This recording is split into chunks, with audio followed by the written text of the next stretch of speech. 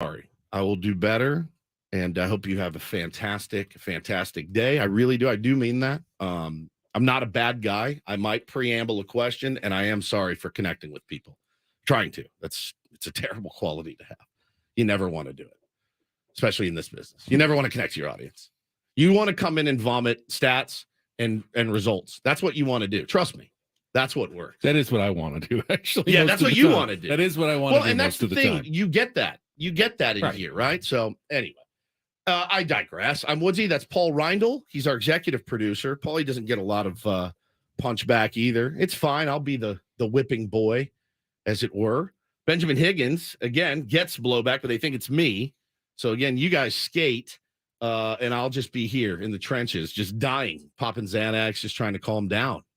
You are our Secretary of Homeland Exploration, as it were. Good morning to you. Good morning. One of the biggest days on the sports calendar. It is NFL Draft first round Thursday. Are you ready for the football?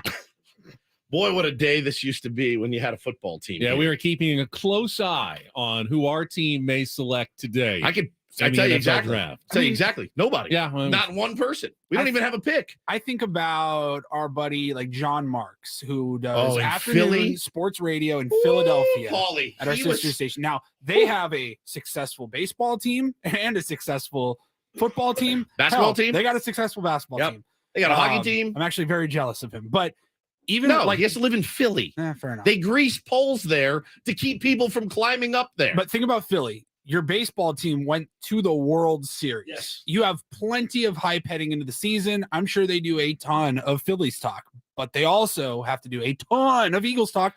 The Eagles were just in the Super Bowl. So their offseason in baseball calendar is like nothing but Super Bowl. It's 4 weeks. And then you have nothing but the draft combine. Yeah. And as soon as that's over, it's 4 weeks of who are we going to pick it? Oh, yeah.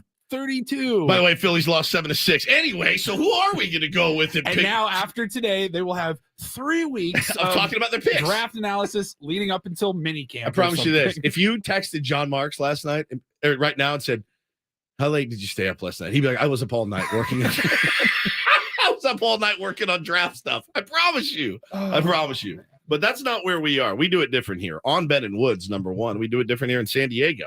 Ben will mock the draft today at 7:35. I could barely sleep last night. I was so excited for it. And weirdly this year, he has said to me, like he has run things by me before and been like, what do you think of this? And I go, okay, yeah, that's good. All right, keep it in that vein. This year he looked at me, he goes, I'm not telling you anything. You think it might be your finest work? I could work out, could not. I gave you a joke. I wrote a joke, and I you rejected passed on it. I passed on it. I said, I'm good. This is unbelievable. I filled up. We only do 10 picks. We don't go all the way even through the first round. It's unbelievable. Happy with just 10 of our mock picks each year, but I came up with 10, and I actually cut a few of my own. Oh, my. Edited them down. I had about 15 that I could have gone with. Oh, my God. Let's go with the best 10 here and just leave it as it is. Like you're doing a Netflix special, and you had to cut jokes for time. I did. I'm so excited. We got an hour and 30 minutes or so until we get to Ben Mocks the Draft.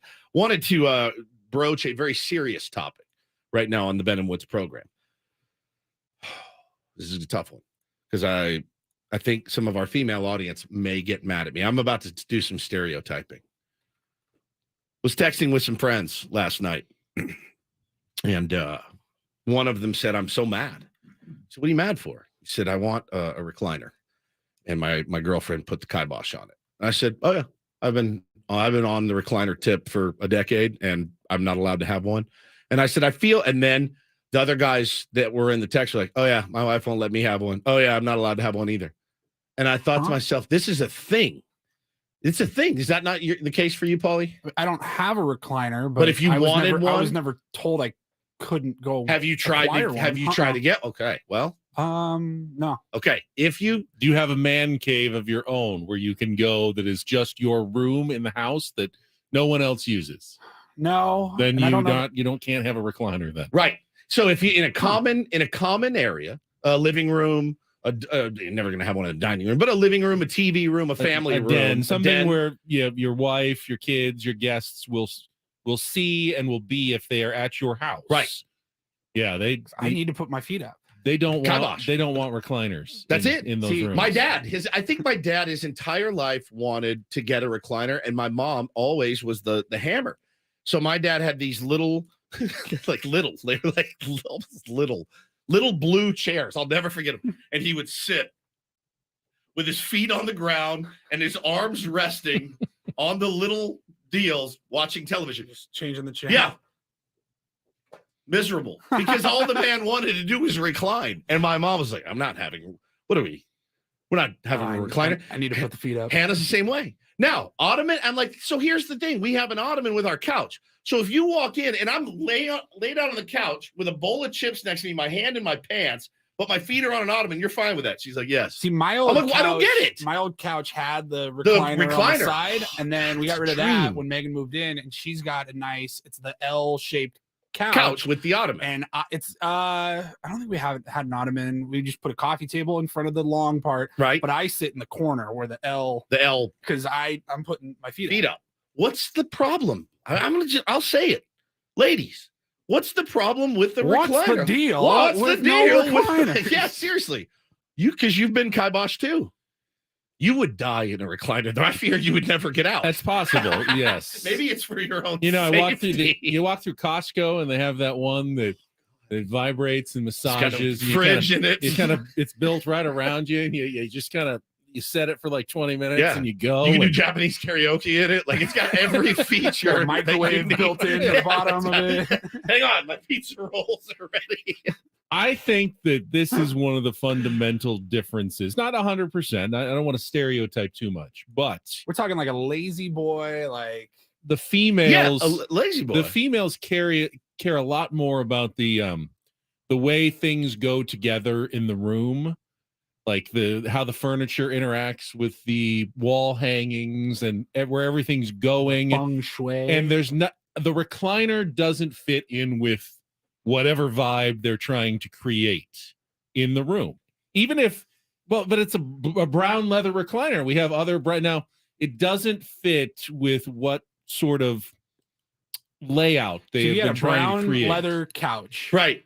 A you brown had it- leather recliner But a would be an brown leather, eyesore. yeah, it doesn't work somehow. It's so true. My buddy is, and by the way, my buddy is like beside him. So we were giving him ideas like, dude, just get whatever color your couch is. You can go get fabric, make it nice, make it match. And he's like, she does not want a recliner. Like she has put the full on hammer on no recliner. I've had that hammer for years. And when we moved to our new house a couple Decembers ago, I go, all right, cool. I want a recliner. No, not getting Even a if it recliner. matches, just the fact that there's a handle on the furniture and it comes out, I'll do you one better. it doesn't look right. I'll do you one better. They have recliners now where there is no handle. There's the little, you push the button, and whoosh, and you're like, oh, this is the greatest.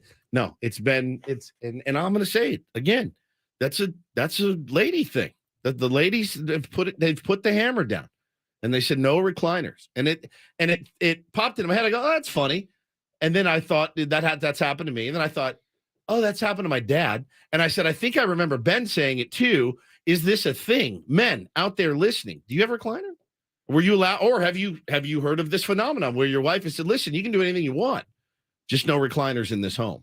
Now, Mount Crushmore on our comments on our YouTube stream says, we had Dad's chair. He'd come home from work. The kids knew to move. We had that growing up as well. Dad had the biggest chair in the room. I don't think it was a recliner, though, but it was a bigger kind of leathery seat that like I would Ron love. Burgundy would have. I would that. love to sit in, but when he got home from work, it was 5 o'clock, Get your 5:30. ass out of my It was chair. time to hop out So, like- of the big chair. This leather chair that I'm showing you right now, that's a no-go. Does it recline? Does that I recline? mean, it looks like I it's got a bottom panel there. That Yeah, comes it's out. possible. That one's not bad. That one, EST3 says recliners scream old people. Yeah, I'm old. I'm 47 years old, almost 48. I want a recliner. When I turn 50, that's what I want for my birthday. A recliner. Dad's recliner. Little blanket over the top. You're watching a baseball game. You're like, I'm gonna be a little chilly. I'm gonna put a blanket on and get cozy.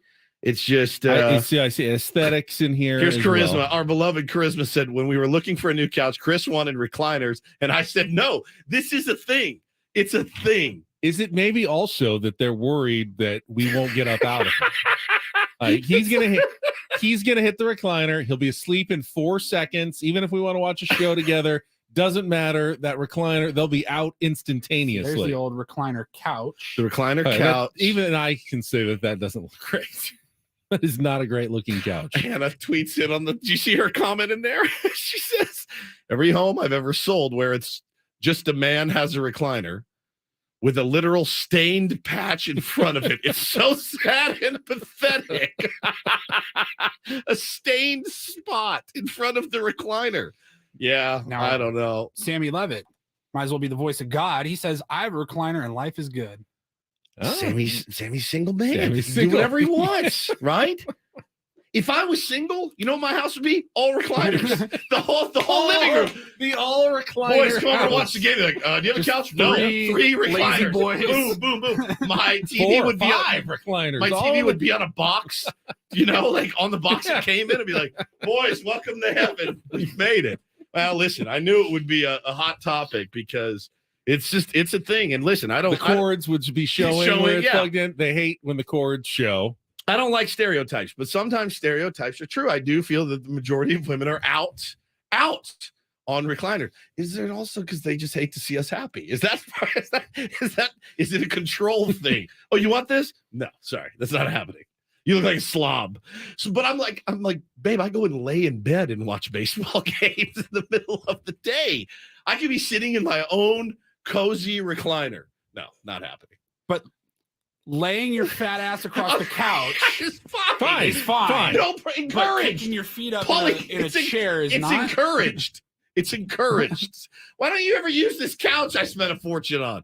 I don't know. Probably because I don't have a recliner. It's so good. Well, anyway, I'm sorry. And somebody said marriage is a compromise. It is.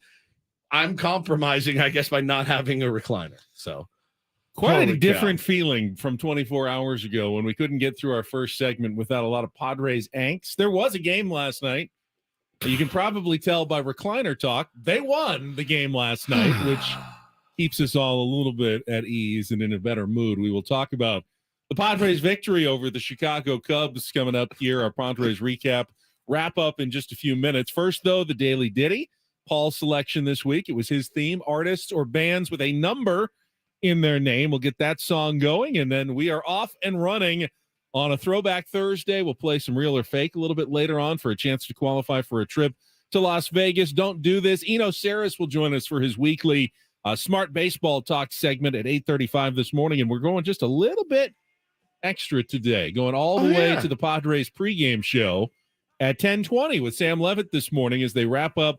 Technically, they wrap up the road trip today, even though they're not coming home. The games in Mexico City are That's right, technically that's the home start games. of the homestand. So this is the end of the road trip. Padres have already clinched a winning road trip with the victory yesterday. We'll talk about it all coming up with Ben and Woods. None of us sitting in recliners this morning on San Diego's #1 sports station. Let's get Kelly's first check of traffic this morning here on 97.3 The Fan.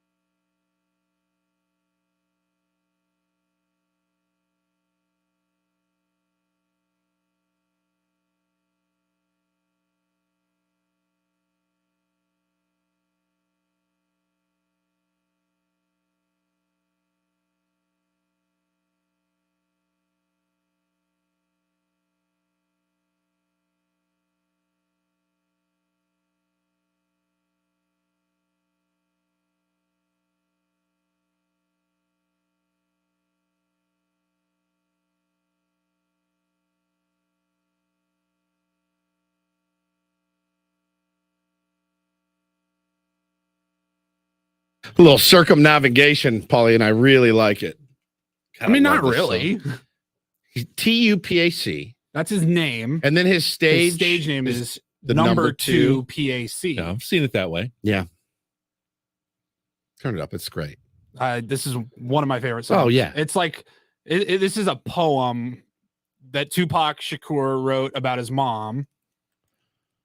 Afeni, That's I believe The that was edit. her name. Afeni. Afeni, yeah. Yeah. Afeni Shakur. So there's a new documentary Yeah, I saw that. out on Tupac called Dear Mama after this song on Hulu. I watched the first episode. It's How is it? fantastic. I bet I was gonna watch it. I watched Ted Um, Lasso instead and fell asleep. You know, look, I think a lot of people probably have opinions about Tupac or any rapper from the 90s, Biggie, Snoop Dogg. You know, Tupac was a very deep intellectual who I don't like. He wasn't a bad person. He had his moments. He did bad things.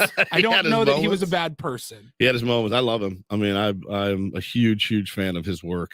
And the documentary is about the relationship with him and his mom. His mom was a Black Panther Yeah. and a very strong woman, smart woman, wanted the best for him. And it's just that kind of their relationship and then the life and legacy of Tupac. It's really well done. Our guy Jeff Pearlman is working yeah. on a Tupac book. Yep. He's doing the research right now. We've had him on before. He's written many great sports. Winning time. Yes, Yeah. great sports books. Was a Sports Illustrated writer for many years.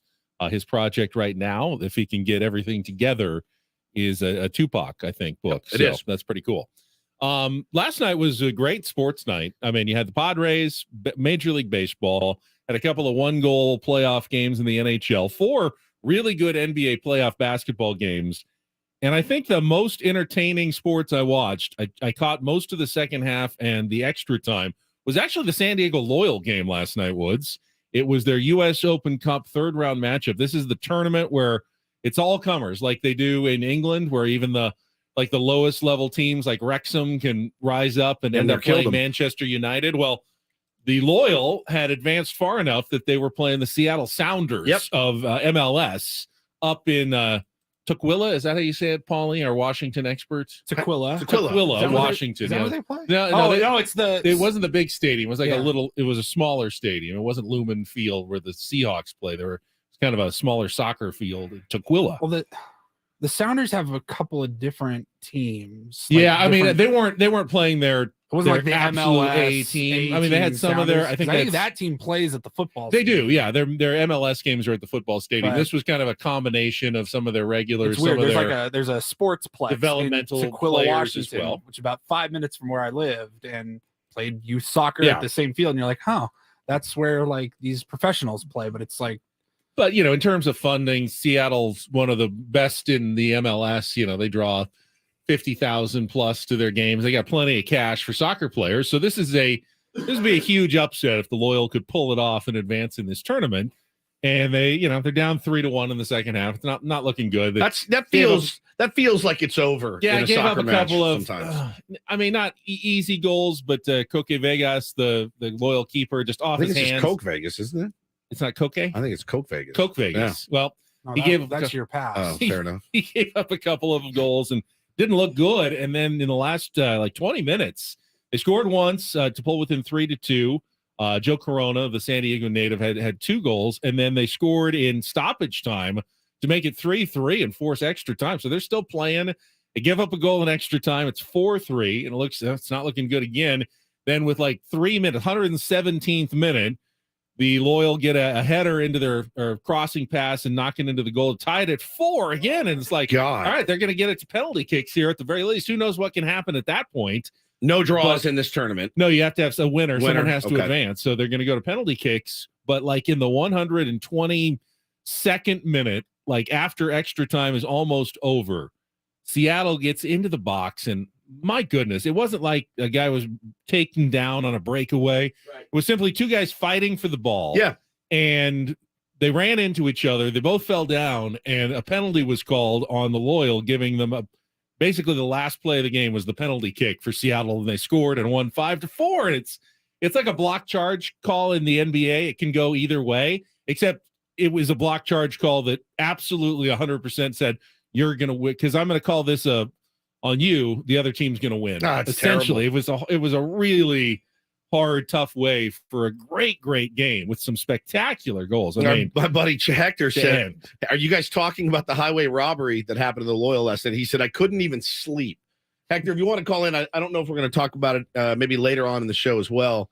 833-288-0973. We do have to go to break right now, but yeah, you know it's bad. I mean, if it keeps you up all night. And the stage shifts back to Joe Corona. Lofton, another good ball. Oh, it's Simba who just came on. Heads in the equalizer. Yeah, The Jackson equalizer. Simba just had come into the game and tied it up at 4 in the last couple of minutes there, and still the Loyal ended up losing 5-4. It was a great game though, and I think a good advertisement for the sport, for the Loyal, showing that even against an upper level team from the MLS, not their number one roster, but still a good team. Yeah, still. They went toe to toe and had a chance to win that one. So that was pretty entertaining last night. There are moral victories in sports sometimes, and we're going to play some audio later from Giannis Antetokounmpo that really it kind of blew me away this morning when I rolled over and listened to it, and I thought, holy crap, Kind man. of goes against everything It goes we against thought and felt for it really does. So like the moral victories, I know they're hard to stomach sometimes, but to hear one of the best players in the world, the way he talked about it, I went, all right, I feel like a bit of an a-hole right now, and it's really, really good audio. I want you guys to hear it later. When we come back, though, we'll get to the highlights of yesterday's Padres win over the Cubs, just making us all feel a little bit better. Was a good game, hard fought on both sides. Woo. Padres emerge victorious against the Cubs at Wrigley Field. We will wrap it all up for you when we come back with Bennett Woods on San Diego's #1 sports station, 97.3 The Fan.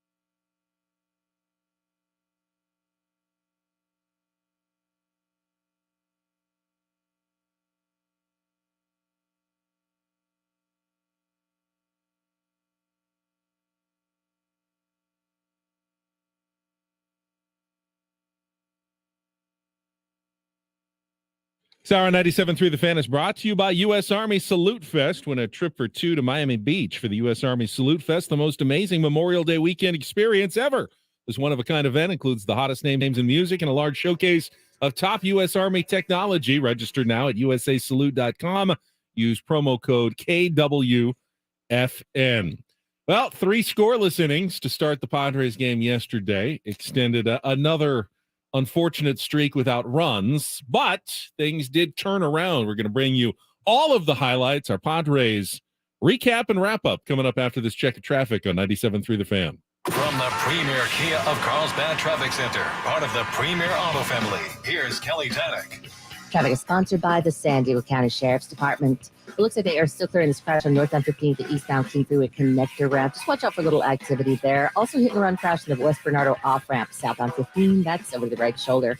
The San Diego County Sheriff's Department is working hard to keep San Diego safe and is now hiring. The Sheriff's Department offers rewarding careers with growth and has an opportunity for anyone with integrity that wants to make a difference. Go to joinsdsheriff.net to learn more. That's joinsdsheriff.net.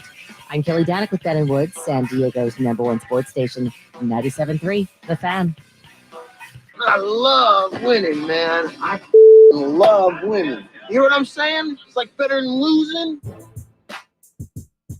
Miss any of yesterday's Padres game? Did you catch a game last night? Well, we've got you covered. Thank you. It's the Padres Wrap-Up with Ben and Woods. Go! It's our house right here, baby. Presented by Hummel Casino. With thrilling slots and tables and all the best rewards, Hummel Casino has all the fun you're looking for. Hummel Casino, fun above all else. On 97.3 The Fan. That is the ball game, and that is a winner. 2-1 pitch is hit hard to the air down the right field line. That's going to be a fair ball. That's going to go all the way to the corner. Bogarts is on his way. Nelson Cruz huffing and puffing behind him. Grounding third, heading home. The throw to the plate, not in time. A 2-run triple for Cronenworth. And a 2-0 Padre lead in the 4th. This one hit in the air to deep left field. Soto goes back to watch. This one going to go. A missile to left for Trey Mancini, his 3rd of the year. A 2-run shot, and now a 2-2 game in the 4th. 2-2 pitch, hit hard into center field on a line, gets down, base hit, and an RBI single for Nico Horner. Wisdom comes in to score. Walk ends up having to pay for the leadoff walk. And the Cubs in front for the first time tonight. It's 3-2. And Manny swings, hits it in the air, high down the left field line, fairly deep, carrying towards the corner. Happ is twisting and turning, and the wind took it away from him. Pops up against the wall, and Manny into second base, standing with a wind-aided double. So now 2-1. Tying run 90 feet away. Here's the pitch. That's a line drive through the left side for a base hit. The game is tied. Kim has scored. Grisham's on his way, and he will score.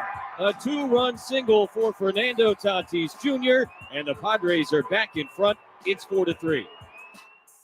Runner on third, 2 outs. First pitch coming, and a line drive into center field. Base hit. Kim will come in and score, and Fernando does it again. A 2-run single in the 7th. Another RBI here in the 9th. And the Padres add on 5-3. 5th leading hitter in the National League coming into play today. Swings at the first pitch, pops it up. Foul ground behind the plate. Sullivan gets rid of the mask, and backpedaling, he makes the catch. The ball game is over. Josh Hader continues to be essentially perfect here at Wrigley Field. 16 career appearances in this ballpark. He has never allowed a run. Bogart's been fantastic all year. Crony, all he does is get big hits all the time. And then, Kimmy had a big night as well. So it only takes a few.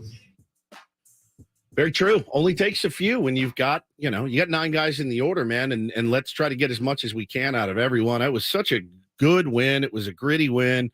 It was a crap night. The wind was howling out there at Wrigley Field. And, you saw it affect both teams. You saw the umpire really giving some pitches to both teams. That inner to the righties, Benny, that ball on the inside corner, boy, it went against us a couple times. Then I saw it going for us in the late innings. I said, all right, if you're going to call it, thank God you're calling it both ways.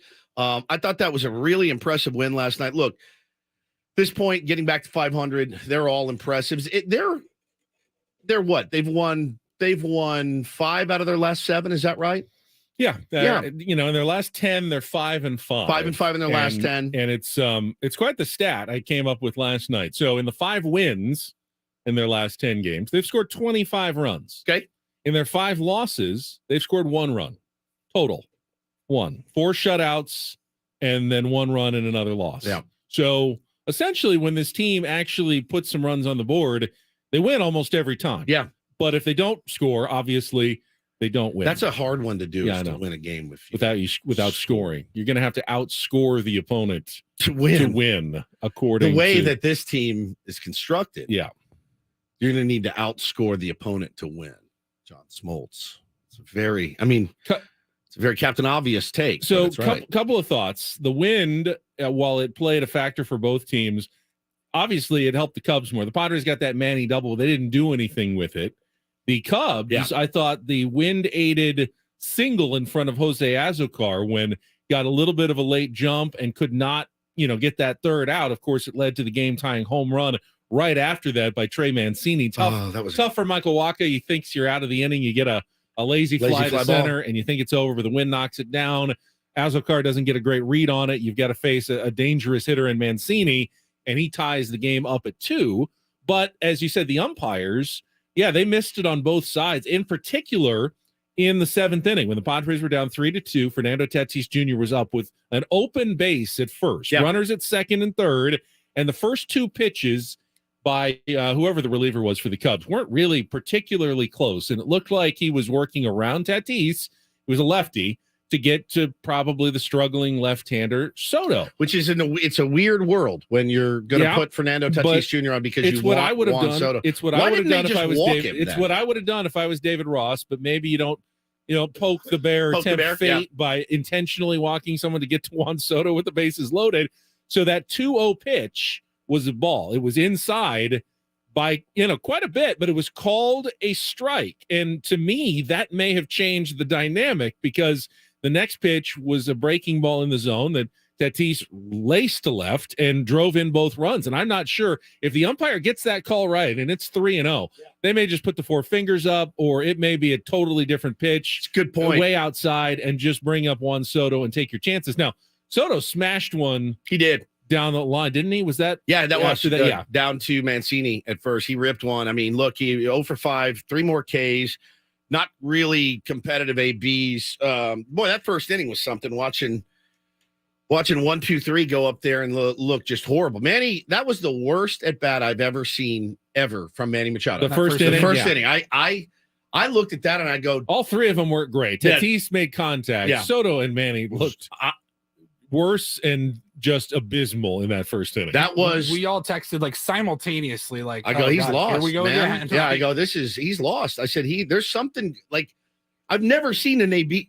I've rarely seen an AB like that from a big leaguer ever. And to have that in the first inning, I went, oh my God, dude, we cannot do this again, man. Able to fight through it and pick up a win. Manny with that wind-aided double. That felt good. That was one that I do you think that felt good? I don't know that it did. Yeah, I mean, it feels good because you're standing on second base. But yeah, I think you can make the argument without the wind, it might have been a home run. Yeah, true. So you could kind of talk yourself into it that way. He hit, I mean, it was at the wall, essentially. So yeah, I think he got barrel on it. But I'll tell you what, man. I lost the one time I lost it last night was when Manny was on second. Xander gets him over to third. Nelly comes up. First pitch, hack and fouls out. I lost my mind. I am screaming at the television. Now I saw people saying, "Well, we'll just pinch hit Carp there." Guys, Nelly Cruz is a veteran. I have no problem with Nelly Cruz hitting in that spot. His look at Nelly Cruz. Carpenter splits at least last year. We're actually better off lefties. I'm fine saving a Matt Carpenter for later in the game because you never know what may happen. You may need him to pinch hit later. I'm fine with letting your DH designated hit. I'm fine letting him do that. The AB was Ben, I almost lost my mind. I almost had a stroke. But I see, I've never gotten that. The anger, it's the same as the crowd that goes, well, just lay down a bunt if you can't get a hit because it's so easy to do it. It's not against major league pitching. I get it. You got a runner at third in that situation. You're trying to lift a fly ball, maybe get a sacrifice fly. Almost anything. Like ground ball to the right side, probably get some home. I don't think the infield was in. He got under it a little bit more than he wanted to, and it ended up being a pop-up. The difference between a pop-up and a sacrifice fly is a millimeter on the bat. But those are the opportunities that you it's cool if we cash them in 30% of the time. It's not. Those are the ones with a veteran Nelly Cruz in the box, Ben. Fine. If you don't get the job done, you don't get the job done. First pitch hacking at a curveball and you pop it up, bro. You can fight a little bit. Those are the ones that have to be done. Like those have to be executed. That's what this team's been missing. Is that, hey man, we're going to collect as many runs as we can. I don't think he was up there trying to hit a home run or anything like that. No, it was just a bad AB. Like, but he also had a hit earlier and scored from first base. That was for awesome. the second time this season That was already. awesome. And a 42-year-old sprinting around the bases. There's no doubt. When they're giving you one, though, you got to find a way, especially if you're a veteran like him. And Benny, he'd be the first to tell you, I F that up. I got to cash that run in. That is an easy rib for me, and I blew it. Pitching wise, Michael Wacha, after two rough starts, he was good. I mean, if it was Blake Snell, you go 5 innings, 3 runs, we'd probably be trashing the effort. But I thought Wacha was very solid. Well, he had one walk, which was that came around to score. Yep, that came around to score. Again, we talked about the walk came around to score on the home run. No, that was the home run was right after the Azokar. Oh, that's right. In front of him. That's right. So that was a bit unlucky. He could have gotten out of that, and it could have gone better for Michael Wacha because he did pitch and hit his spots very well. He did. He was nasty. Coming off 2 rough outings. Like I'm going, is this the guy we want to keep in the starting rotation here? We've got other options, and you're sticking with Michael Wacha. So I was glad to see that. But the star of the game, maybe even overall, is Fernando Tatis Jr. But pitching wise, is Nick Martinez with his 3 innings of relief. Unreal. He has been he's such a valuable piece. I mean, he's the kind of player that championship teams have. No, they're not the MVP of the dude. team, but they are so important. You find those guys on teams that get to and win the World Series almost every single year. A versatile pitcher who can go multiple innings, can start, can relieve, can do what you need to do, is tough, is a gamer. And Nick Martinez has been one of the great pickups under the radar by AJ Preller in the last 5 years. No question. And I do wonder how strategic, and that they're in there, Benny, with their name plates, and they're putting, there's a rotation as it stands right now. But I do wonder, if Nick Martinez, and I know they don't want to pigeonhole themselves into anything, right? Like, all right, well, we got a Snell Martinez day. I know they don't want to pigeonhole themselves into that. There needs to be some sort of strategy, though, as to when you use him. He's great for after Wacha pitches. Could also be very valuable for when Blake Snell throws as well. Having that guy, the ability to do that, I do wonder how they are going to end up jiggering the pitching rotation as the season progresses. You got off days built in. Guys are going to be able to get some extra rest, including Nick Martinez.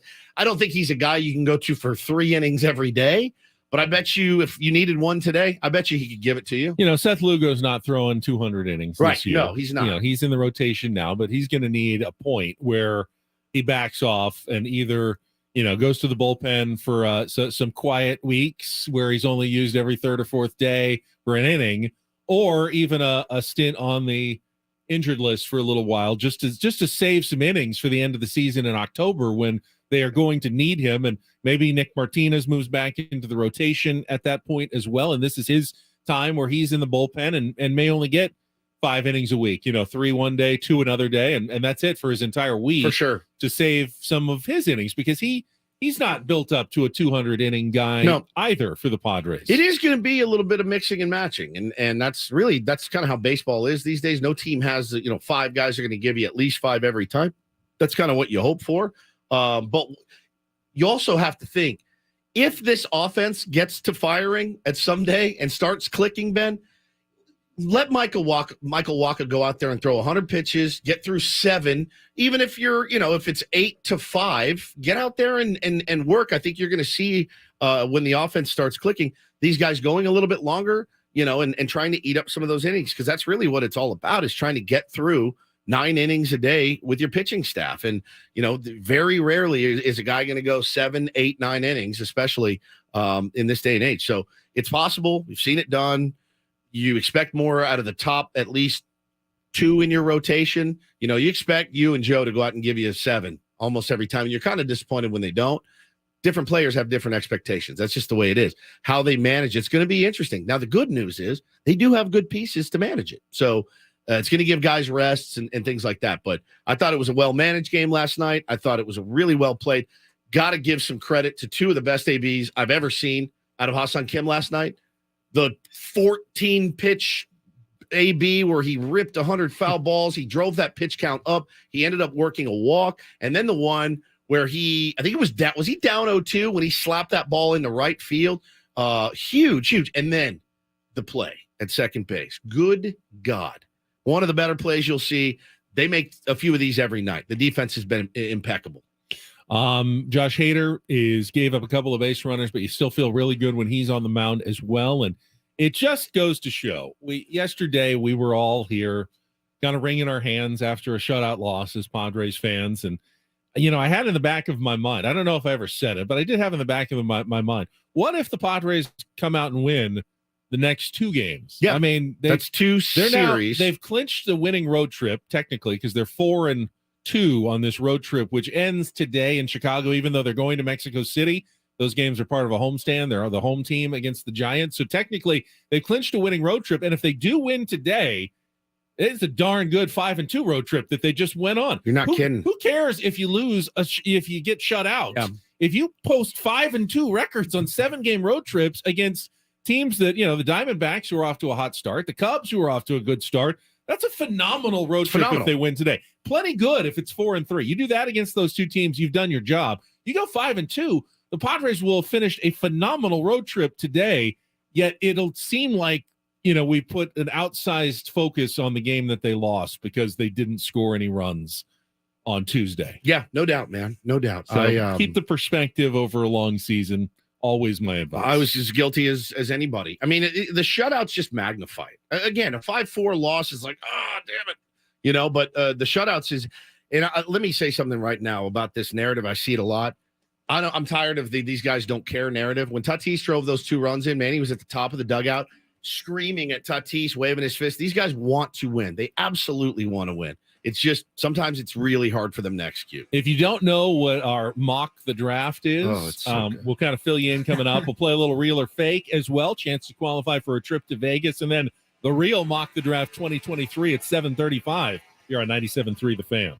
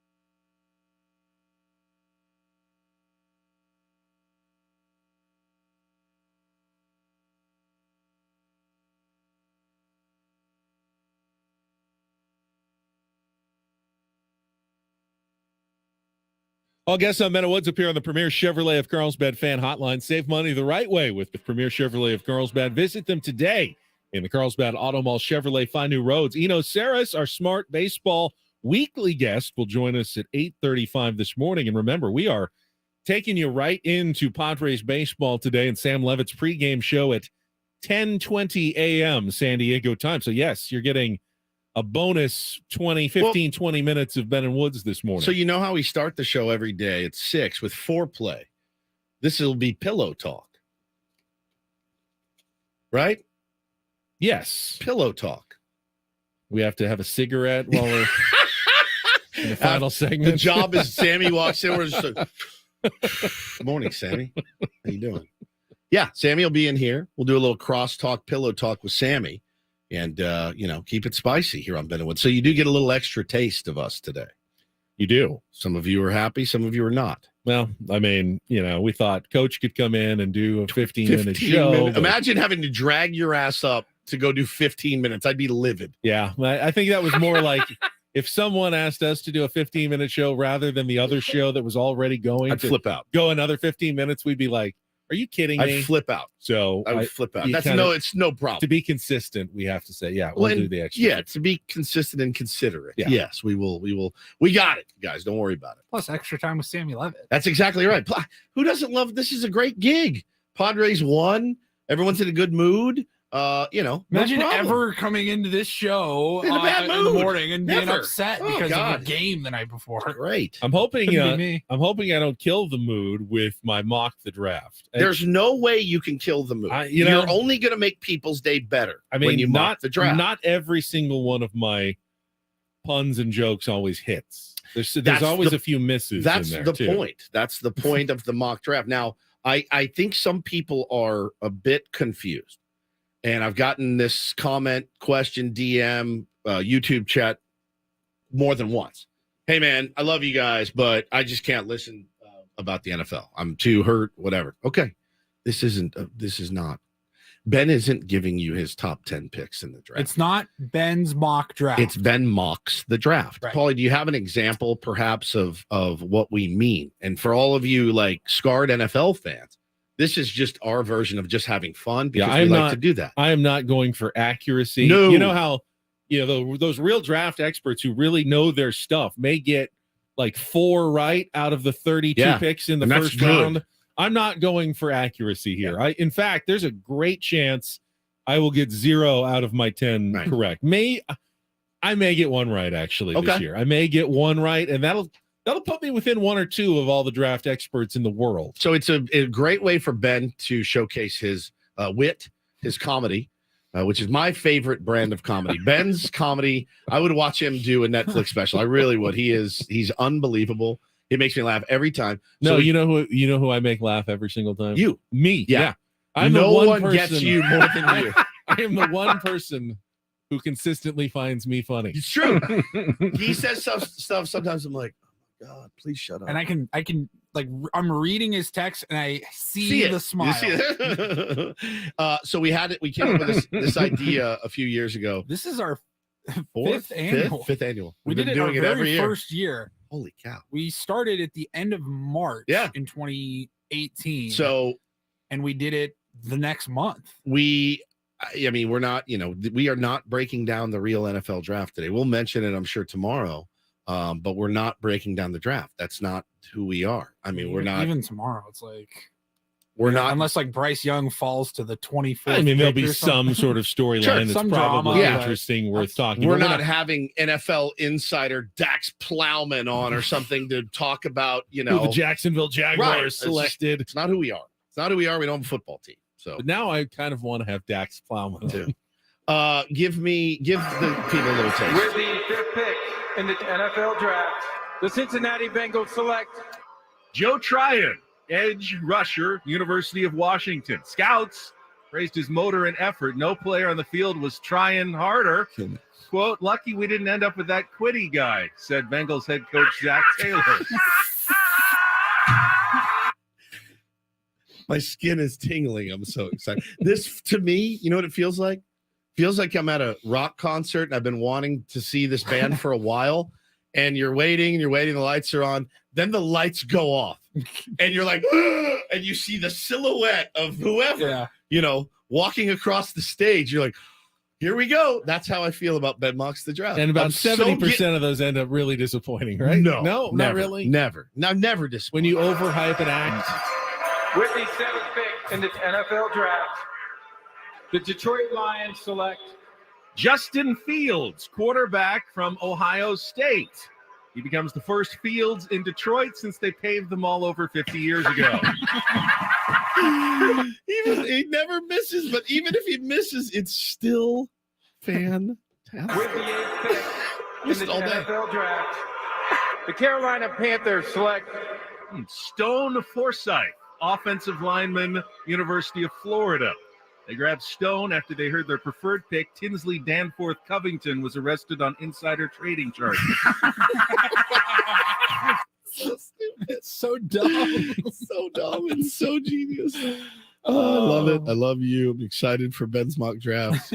Ben mocks the draft. He's very excited about it as well. Before that, though, we need a contestant for real or fake. If you don't have musical trivia knowledge, this is your weekly chance to qualify for our grand prize trip to Las Vegas. And we're nearing the end of April with only, I don't want to say, less than 5 qualifiers all month. So you got a good chance of getting in and perhaps even being chosen for our grand prize, but you got to play. Just reiterate for anybody that's new to the show, maybe like this is not a national contest that we're entering you and Right, it's a yeah. 1 in a million Right, chance no. for a trip to Vegas. It's not just 97.3 even. It's Literally our just, show. Yeah. our show. We got a DM over the weekend from Guy, who was in Vegas, who I think won Take on Woods one time, and he goes, "Thanks, boys. Vegas Hell yeah. never disappoints." He's there right now. So Like if we have 5 qualifiers for the month of April, you have a 1 in Yeah, 5 20% chance of at getting going in. to Vegas. 833-288-0973, 833-288-0973. Get in now. We're going to play real or fake, and then don't do this. Going to involve some family members of a San Diego Padres pitcher today. I see Tough. people on the YouTube chat already asking, "Are you going to talk about it?" Yeah, we're going did to you get to really that. think we weren't? We're going to get to that as well. What was going on before the game yesterday? So that is coming up. I see some callers calling in. Let's get to it. Let's play a little real or fake. Some are here for the compelling sports talk with Ben and Woods. You can go plow through another donut. It's time for Real or Fake on 97.3 The Fan. Tell the people what they'll win today. All right. The prize again is qualifying for our grand prize getaway to Las Vegas. It is a 2-night stay at the Westgate Las Vegas Resort and Casino, plus tickets to Barry Manilow, breaking records in 2023, celebrating his 14th year at the Westgate, breaking Elvis's record for most shows at the property. From Copacabana to Mandy, see the Grammy, Emmy, and Tony Award-winning artist in an iconic performance. Get your tickets now to see Barry Manilow at the Westgate Las Vegas Resort and Casino. Look at all these calls to choose from. Let's go to Jason. Jason, you are in. You are our real or fake contestant this morning. How are you doing? Doing good. How you guys doing? All right, good, buddy. All right, so you can even ask Woods for some help Yep. if you want. You need to get 4 out of the 7 correct, and we'll put you into the drawing for Las Vegas. So today on Real or Fake, we'll be testing both your somewhat recent and long-term memories. I'm going to give you a name. You tell me if they were a real first-round pick in last year's NFL draft, or if it's a fake. In this case, an actor from a 1980s sitcom. Oh, this is genius. So we've got first-round draft pick from last year or sitcom actor Jason. You ready? I'm ready. All right, round number 1. Real or fake draft pick from last year. Conrad Bain. Real or fake, Jason? What do you think, Wood? That is fake. I know exactly who that is. You do. I All do. right. Jason, it's up to you, though. You got to make the final decision. Yeah, I'm gonna go with Woods on this one and say fake. He is the old Mr. Drummond. He is, yes, Mr. Drummond from Different Strokes. Very good, Woods. Very good, Jason. That's a point. There's a 100% chance that when I'm in my 70s, I will look like Mr. Drummond with his gullet. All right, Big let's go to round number 2. Charles Cross, real or fake draft pick, or is it a fake? Is it an actor? Jason? I'm gonna go ahead and say fake. No, he was the 9th overall pick last year by the Seattle Seahawks, an offensive tackle out of Mississippi State. I would have gotten that wrong as well. Sounded like an actor, right? FYI. All right, that's all right. We are One. still 1-1, no problem. Round number 3. Let's try this one. Let's go with Christopher Hewitt. Real or fake? What do you think, Wood? Christopher Hewitt, I want to say, is a football player. So I'm going to say real. Jason, what do you say? I'm going to go with Woods on this one and say real. Real.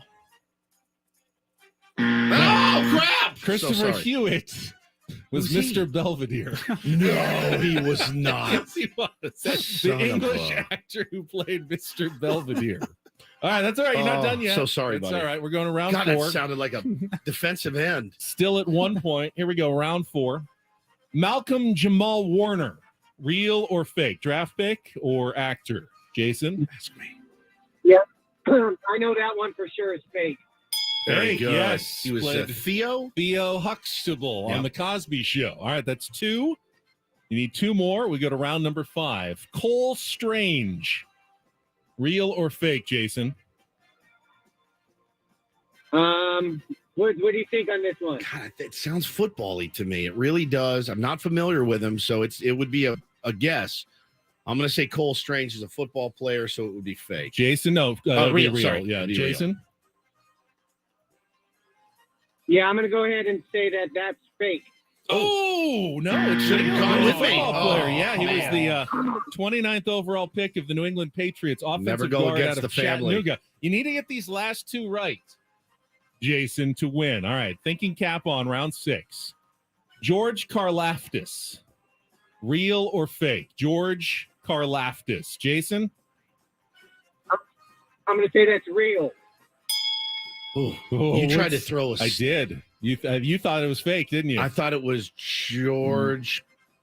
Costanza. No, it just sounded like it. Who am I Sounded like thinking a character you're thinking of? I don't know. It just sounded. No, he's the Kansas City Chiefs 30th overall pick, defensive end from Purdue. All right, that means that once again it comes down to the Game final 7, round. buddy. Freaking week. All right, real or fake? Oh, boy. Jason for all the marbles in the qualifying for a trip to Vegas. James Noble. Real or fake, Jason? James Noble. Real Wood, for a what do you football think on this player, one, Wood? fake for an actor. Asking Woodsy. James Noble. He's a football player. Jason, what do you got to go? You got to make your own decision here. I'm going to go ahead and say that one is.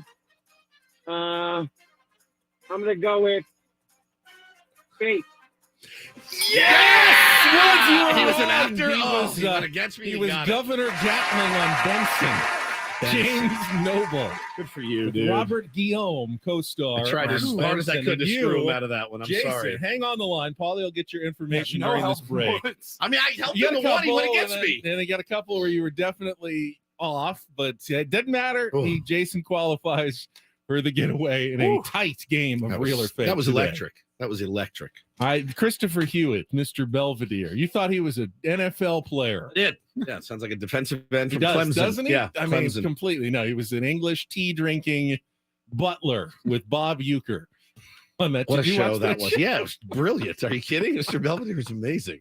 There's not too many of those shows back then I didn't watch. I really enjoyed.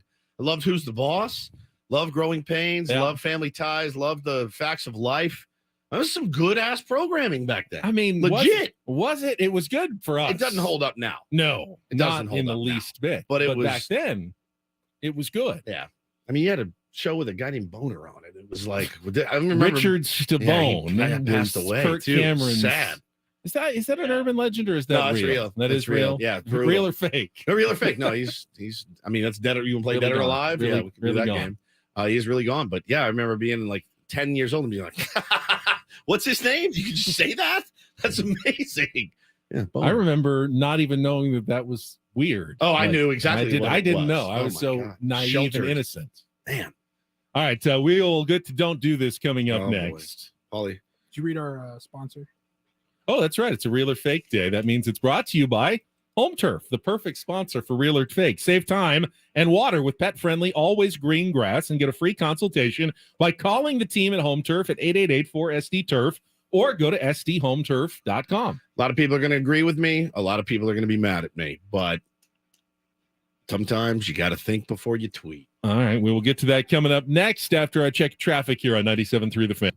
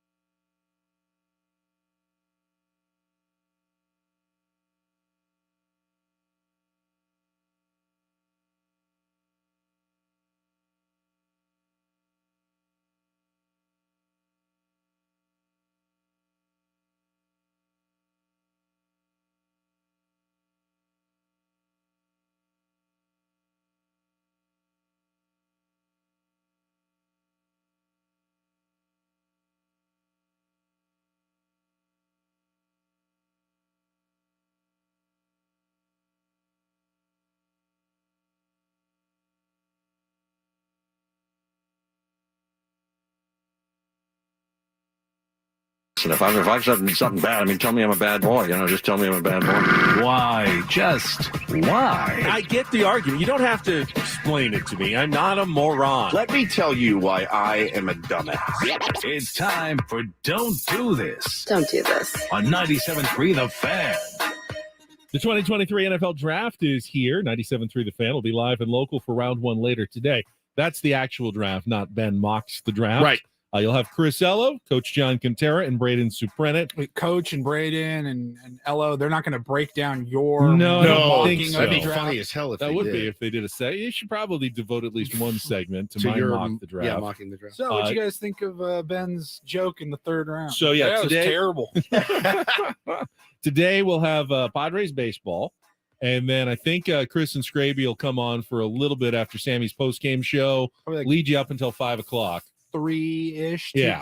between 2 and 3 o'clock. Depending till on how long 5. the games are fast. I felt like last night's game was long, and it was like 2:45. And I'm going, Grindy, man. Yeah. I mean, it's still not got an 3 hour hours and post-game 40 show. minutes. It was still pretty fast. So, All right, let's get to this because All we got a right. lot to talk let's about. get us started here on Don't Do This. Boy, yesterday was scrolling through Twitter, it popped up into my feed, and I went, "Oh wow, holy smokes!" Ryan Weathers, we saw the news that he got sent down to AAA El Paso, and I think I was surprised at the amount of surprise that I saw on the timeline. I mean, we speculated probably Ray Kerr. If we knew that they were bringing up Tom Cosgrove, Yeah. but we didn't know the corresponding move yesterday. For I sure. said, well, Ray Kerr just had pitched on yeah, on Tuesday, so probably he'll go down and you get a different lefty up there in the pen. No, it was Ryan Weathers. Yep. So But the when I saw that, it made some sense to me. It did, and we'd also talked about that maybe a week ago. Yes, we did. About listen, there's two. They're going to need to figure it out, and in the business of baseball, while it's seemingly unfair, you can come up. It happens all the time. You can come up, go 6 shutout innings in your major league debut. As soon as the game's over, they say pack your bags. Happens a lot. You're going back to wherever, and it if, happens. If you're a casual baseball fan, I can totally understand why. You look at how effective he's been. You Yeah. look at his 2.5 ERA, and you go, what the hell? This guy's not the problem. Right. He's been doing great. Why would you send him down to the minors? However, I'd expect a little bit more from, like a baseball lifers, people And who yeah, baseball family should know the game. This sucked, man. I saw this yesterday and I went, oh, this is not good for anybody. And hey, you guys know me. If you listen to this show at all, I actually get bitched at for talking about my kids so much. I love my children. There's nothing I would not do for them. Would not do this. You had weigh in on Twitter from 3 of Ryan's family members yesterday when they saw the news. Kevin AC tweeted it. Weathers has been optioned to AAA El Paso. Tom Cosgrove has been recalled. And Kelly, his mom, tweeted, "What a joke," with a F, like the cursing emoji. Maybe his velocity had something to do with the fact that he had been starting. Let's not give anyone time for adjustment. However, he did throw 2 scoreless, no matter what the velocity was. It's really not that hard to figure out. Hashtag I'm over this. Hashtag time to move on. Really, that was the hashtag is what really got me. And that one is what made me go, interesting. Now, his dad, who pitched in the big leagues for 19 years, a baseball lifer family, said his velo dropped when he went to the bullpen. Lack of normal routine. And if anyone who has watched Rhino knows, he gets stronger the longer he goes. First inning against the Mets, 91-92. 6th inning, 95-97. But hey, what do I know? Sister weighed in as well, said make it make sense. So look, there's obviously an issue with the way that Ryan Weathers has been handled between Ryan Weathers' family and the San Diego Padres. That's an issue. It's very clear when you see hashtag time to move on. That being said, I don't think it was all just from it wasn't yesterday. from yesterday. And there's a build up. Things have happened in the course of his career, his very short career. And let's be honest, an up and down career. It's not like he came in. I mean, we all saw his debut. It was awesome. One of the cooler moments I've ever seen. Making your debut in a playoff game was badass. And then he admitted, I didn't put in the work that I needed to put in. He went back. He rededicated himself this offseason. He pitched well enough to earn to make the team out of spring training. He earned it. And he's pitched well since he's been here.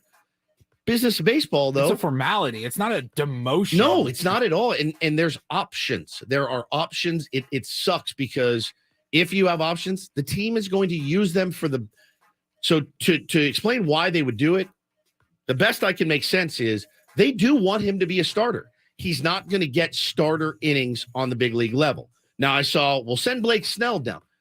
Blake doesn't have options. He'd have to pass through waivers or something, right? So if you have options, the team is well within their rights to use them. Here's the other thing. David Weathers knows that. Kelly Weathers knows that. They know how this business is operating. They're sticking up for their son. I understand that. But this does no good for him. Hashtag time to move on. That doesn't do any good for his career. Is it possible, as I was listening to you with the comments, the tweet that was originally sent, this was before the Padres had announced the move. No. When Kevin Acee sent the tweet. Yeah. It was announced. Well, it was announced. Quote tweeted. Before Bob Melvin had addressed it or had answered any questions, and he said maybe something about his velocity. Yeah. I don't think the Padres sent him down because his velocity was down a tick. It was simply they want him to remain built up as a starter. Right. If that had been the reason, like, hey, we know you've been great, but your velocity was down 2 miles an hour in your last relief appearance, so we're sending you down to the minors. That would be. I don't think that would be a good look for the Padres. No, I think what they've done and said, hey, we need you to stay built up. We need you to be ready to go 5 or 6. At a moment's notice. If we need to call you up as a starter, you can't do that sitting in our bullpen. That's 100% legit reason. So maybe the pushback was more at the thought that it was the velocity that was the reason, which I don't think was at all the reason for sending Ryan Weathers down. Yeah, I don't think so either. But even if it was, hey, your velo's dropped a little bit. Let's get down there and work on your mechanics, and we're going to get you stretched out. It's just not. It's not good for that kid's career. It's not. And hashtag time to move on. I'm over it. That's a tough look. It's a tough look for him. I felt bad for him yesterday. I know he's disappointed. It sucks. You're living in the big leagues. You're in the city of Chicago, staying at a 5-star hotel, and you got to pack your bags and go to El Paso. Nobody wants that. But it's a part of the business. And his dad was a big leaguer for 19 years. He knows exactly how this is there's more issues, deeper seated issues with the way that his career has been handled. So, yeah. Little league parents never really the Padres will need Ryan Weathers. Absolutely. At some point and this here's season. The thing. They know that. And so does Ryan. So it's just a bad look. I thought Ryan handled it fine. Yeah. He was disappointed. Yeah, he goes, I'm bummed. Sucks, but it is what it is. It's business. This is what I do. So he did a good job. They did delete their tweets tweets, for that. by the way. Good job. Yeah. Well, maybe Ryan told them to. I'm sure he did. I would have good lost. For him. I would have lost my the mind. grocery store. Good for He him. sent me that, and then by the time I got home to look, it was already gone. I lost my mind. My dad's on Twitter. If he was tweeting at Adam or something, I'd be like, stop. I will. I'll go quickly here. Major League Baseball has banned a particular celebration used with the Atlanta Braves. Oh, the chop. Yeah, Finally. no, it's not that one. You would have thought if you're going to ban a celebration in Atlanta, that's the one that you're going to ban. No, it's actually one we saw while the Padres were playing the Braves recently. When they hit a home run, they were putting on this giant oversized Braves hat, like big, comical, large hat, and walking around in the dugout with it. Like a normal baseball hat, but gigantic. Yeah. So apparently, so there was someone had sent them that hat, and the players had just kind of taken a liking to it and thought, this is cool. And then it became their home run celebration. We haven't seen it the last few days. So apparently the sponsor, the official sponsor for hats in Major League Baseball, New Era, noticed that it was not a New Era hat, and they called Major League Baseball. Major League Baseball shut it right down. You can do what you want, Just give us a big New Era hat. Chop, right, right. You can't wear the wrong sponsor logo on an oversized novelty hat in the dugout. That is crossing the line, Atlanta Braves. Got to stay loyal. Yeah, got to stay loyal. There it is. So they'll have to come up with a new celebration. So quickly on this one, this is pretty great. Last night, DD Mega Doo-Doo. Our buddies from Cespedes Family Barbecue, who we have on Mondays, are awesome, and they're very in tune with the game. And they said, man, get to your TV if you have the ability to go watch the Pirates-Dodger game. So I put it on MLB TV, and Drew Maggi was getting his first AB after 1,100 some odd games in the minor leagues. And dude, I put it on immediately and was like, oh, here we go. This is pretty awesome. I saw the stat that blew my mind. I think they said he's like a few months older than Freddie Freeman, making his major league debut. Freddie Freeman, who's had over 7,000 at-bats. Right. In the big leagues, and now he's finally getting his first one. Called him in. Pirates are in a blow. They're winning in a blowout, and they pinch hit him, and he comes up, and gets in the box, waves, whatever, gets in the box. First pitch, I think it was Vesia on the mound for the Dodgers. Fastball, and he ripped it. And I mean ripped it at 1,000 miles an hour down the left field line. Foul. And you see his parents in the stands. His mom can't look. His dad's just stoic, standing there like, I don't know, maybe ready to tweet the team or something. But the crowd's going nuts. The players are all clapping. Gets called for a pitch violation. Took too long. Strike 2. I'm like, oh my God, please, we have to fix this. Fix it. Like umpire, should there be, that's a bigger topic, but should there be like Cody Bellinger when he came back, LA? Some umpire discretion. There should be though. some The discretion. umpire can always find a speck of dirt on the plate that they And absolutely clean it. have to brush off. Oh, he at didn't. that He banged him with very a strike. moment, but he didn't do it. He's 0-2, and then fouled one off and struck out a slider in the dirt. But here's what he had to say after the game. Drew Maggi was standing by with Robbie and Smokowski. Yeah, what a special night it is. We just had a chance, Drew. We just spoke to your parents a moment ago. But to make your major league debut, 13 years, 1,100 games in the minor leagues, an endless amount of perseverance to have this moment. How do you put this into words? I really can't. I can't explain Didn't hear that how I in the was background. feeling I didn't in the hear it. box. I didn't even know what to do. You guys were cheering me on. I don't know. I never expected that. And, through the journey, I just, I thought I'd make my debut and it'd be a normal at bat, obviously special, but the crowd cheering my name. I got my parents here, my 3 brothers, sister back So at home. awesome, man. This is unbelievable. Thank you, everybody. That's Drew Maggi after his first CB. I hope he gets some more. He looked good. He looked hitterish. You don't play 1,100 games Just in the down minor in front leagues. of that one. Yeah, man. it was a really special moment. And that is don't and do Oh this. boy, here we for go. a Here we Thursday. go. Here we go. That was Don't Do This with Ben and Woods on 97.3 The Fan. All right, Oh, boy. 5-year tradition on draft day. Ben mocks the draft. I got my top 10 picks for you. Not real picks. Tongue-in-cheek NFL draft picks coming up for you next on Ben and Woods, San Diego's #1 sports station. Nice graphic, Pauly, on the YouTube stream. 97.3 The Fan. What's the draft?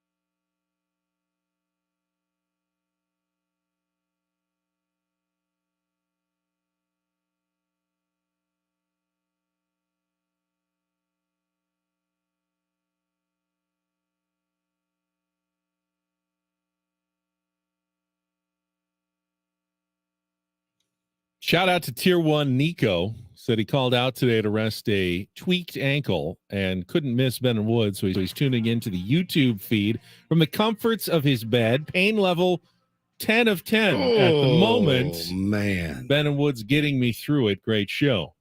Well, thank you, Nico, but I'm very sorry. 10 of 10. That is that should be reserved for the worst of the worst, That's right? like that's what they ask like you. when you go to the How is doctor. it? Yeah. I always try to act tough and downplay it a little bit. I thought you but said yesterday you're not tough. I'm not, but you never want to admit how not tough you are. Sure you do. You get more. I mean, he's getting Ben and Woods to get him through this. Maybe he should be getting a prescription. Percocet, maybe. to Yeah. get him through the Works a pain little bit better this morning. And a slippery slope, though. You got to be careful with those. That's true. You'll get the mock the draft coming up to Oh get my you through God. it as well. We are ready to go. The clock is ticking on the first pick, and we will get to it right after a check of traffic here on 97.3 The Fan. From the premier Kia of Carlsbad Traffic Center, part of the premier Now, can auto I switch family. over now? Here's Kelly Tannick. Traffic is sponsored by Premier Chevrolet of Carlsbad. Just a few problems here, guys. One of them is a collision on the Woodman Street on-ramp to westbound 54. Also, northbound 5 at 8th Street. There's a collision at the clearing stage. And northbound side of the 805 before Market Street, we are getting reports of a stalled car in the bus lane. Coach Quintera and Joe Musgrove's choice. They're a different kind of dealership looking to be a solid community partner and deliver excellent service. Premier Chevrolet of Carlsbad. Chevrolet, find new roads. I'm Kelly Danik with Ben and Woods, San Diego's #1 sports station, 97.3 The Fan. Ready for some football? The 2023 NFL Draft is now officially open. Nice job giving the weary Roger Goodell sound. to the 2023. What a night. The 2023 NFL Draft is now officially open. All right. First of all, I have to say, Paulie has set me up here on our YouTube screen. It looks as though I am standing at the podium. It's unbelievable. In Kansas City for tonight's draft. Woods, come on, join me up here on stage. There you are in the background, a little bit blurry, but yeah, but there he is. And jump on stage with me here for our mock the draft 2023. Woo, what a night. What a night. I have gone through a lot of Roger Goodell audio this week in preparation for this draft, and he sounds like he is hammered drunk. Every time. Every single time year. he steps in front He of a probably microphone. is. What does he make? Makes $50 million a year. There's no recourse. He can do anything And he his wants. job is basically to be the guy who gets the blame for everything that goes wrong with every one of the 32 NFL owners. I get that for the Ben Wood show, and I don't make anywhere near $50 million. And it's the worst. It's the worst. He needs to numb the pain a little bit. I can totally understand that. 100%. Here we go. All right. Now we'll go in the regular order as the 2023 draft, but there can be trades that happen over the course of the 10 picks here. So let's get to it. The Carolina Panthers are on the clock, and the pick is in. With the first pick in the NFL Draft, the Carolina Panthers select Bryce Young, quarterback, Alabama. Panthers GM Scott Fitterer decided to get Coach Frank Reich a QB and the best player available. Said Fitterer, he may only be 5'10", but he's, young, so maybe he'll have another growth spurt. Man, we are out of the chute. Off and running. Starting strong. That may be the only one I get right tonight. Yeah, that could be. But we are off and running. Oh, boy. All right, next up, the Houston Texans, and the pick is in. with the second pick in the NFL Draft. The Houston Texans select Keanu Benton, defensive tackle out of Wisconsin. Quote from embattled Texans general manager Nick Caserio. Watching the film, I love this guy's speed. Or maybe I loved him in speed. Either way, this pick will make our draft or point break our draft. I was waiting for like a Neo. As soon as I heard the it, I was like, Matrix. what did you do? Oh, it might man. point break our draft. Never fail. It never disappoints. Never. On to pick number 3 for the Arizona Cardinals, and the pick is in. With the third pick in the NFL draft, the Arizona Cardinals select Kelee Ringo, quarterback, University of Georgia.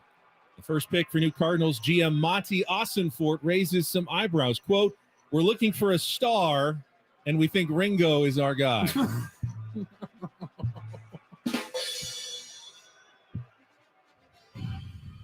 Okay. I'd like to say they get better, but they might get worse as well. The worse they are, the better. So that's the. Right. It's funny how that works. On to pick number 4, and we have our first trade wow. of the morning. the Indianapolis Colts have traded the fourth pick to the Dallas Cowboys.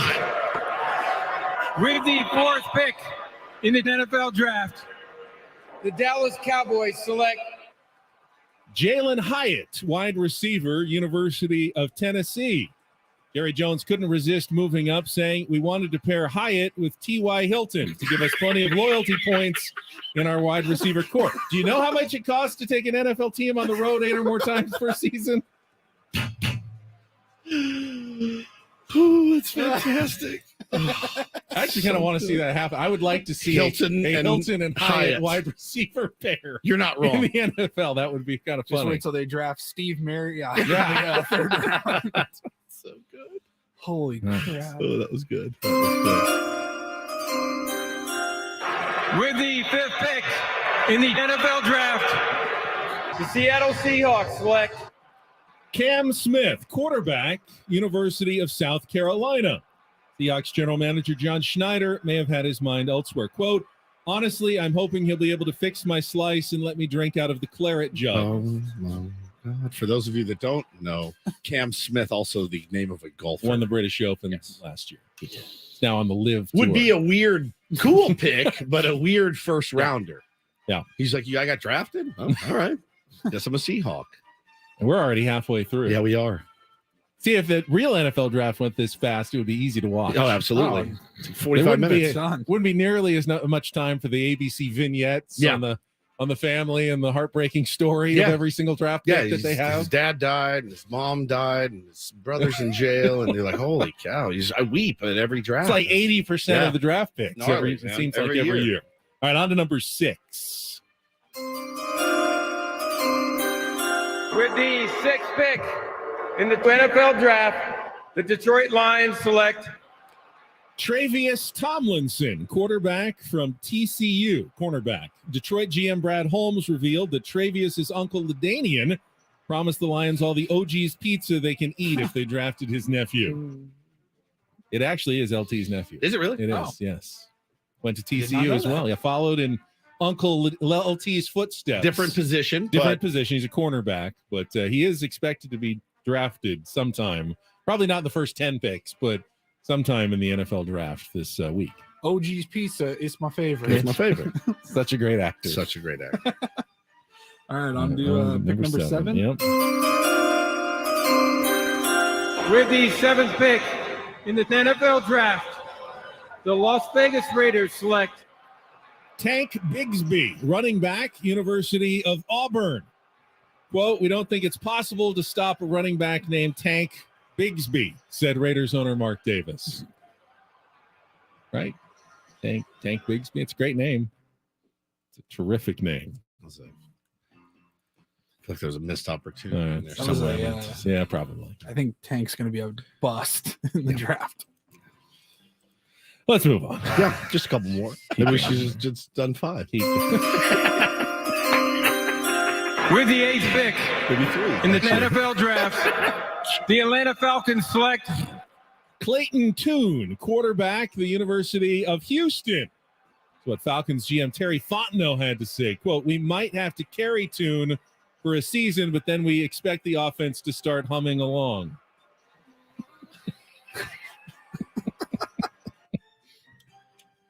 I still can't believe you turned down my joke. Yeah. Especially Maybe that after, was a mistake. especially after in these. hindsight, In maybe hindsight? it was a mistake. Last one. Oh, no, we get two more. Oh, 2 more. And we got a trade. Another trade. Oh, another trade. Yeah. A lot of production work for these. This is amazing. The Chicago Bears have traded the 9th pick to the Cincinnati Bengals with the 9th pick in the NFL draft. The Cincinnati Bengals select Elijah Higgins, wide receiver, Stanford University. Bengals general manager Duke Tubin says they're going to put Elijah opposite of T. Higgins to create an all Higgins receiving core. Yeah. That one's a little more just for me. All right, we'll break it down after. All right, fine. Let's just get to the last pick. We'll just draft 2.5 Let's hours. just get to the last grades. pick and wrap this up. I got for a this grade year. in mind. All right. with the 10th pick in the NFL draft. The Philadelphia Eagles select Bumper Pool, inside linebacker, University of Arkansas. Eagles GM Howie Roseman says, I asked all of our defensive coaches, and they all said they'd like to play bumper pool and maybe ping pong too.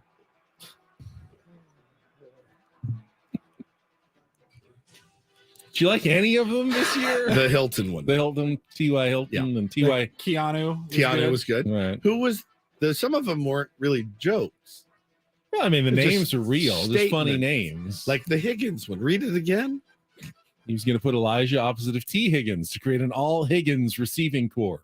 It's more of a statement. It's a little bit more. I had one for you. Yeah. Who's the running back?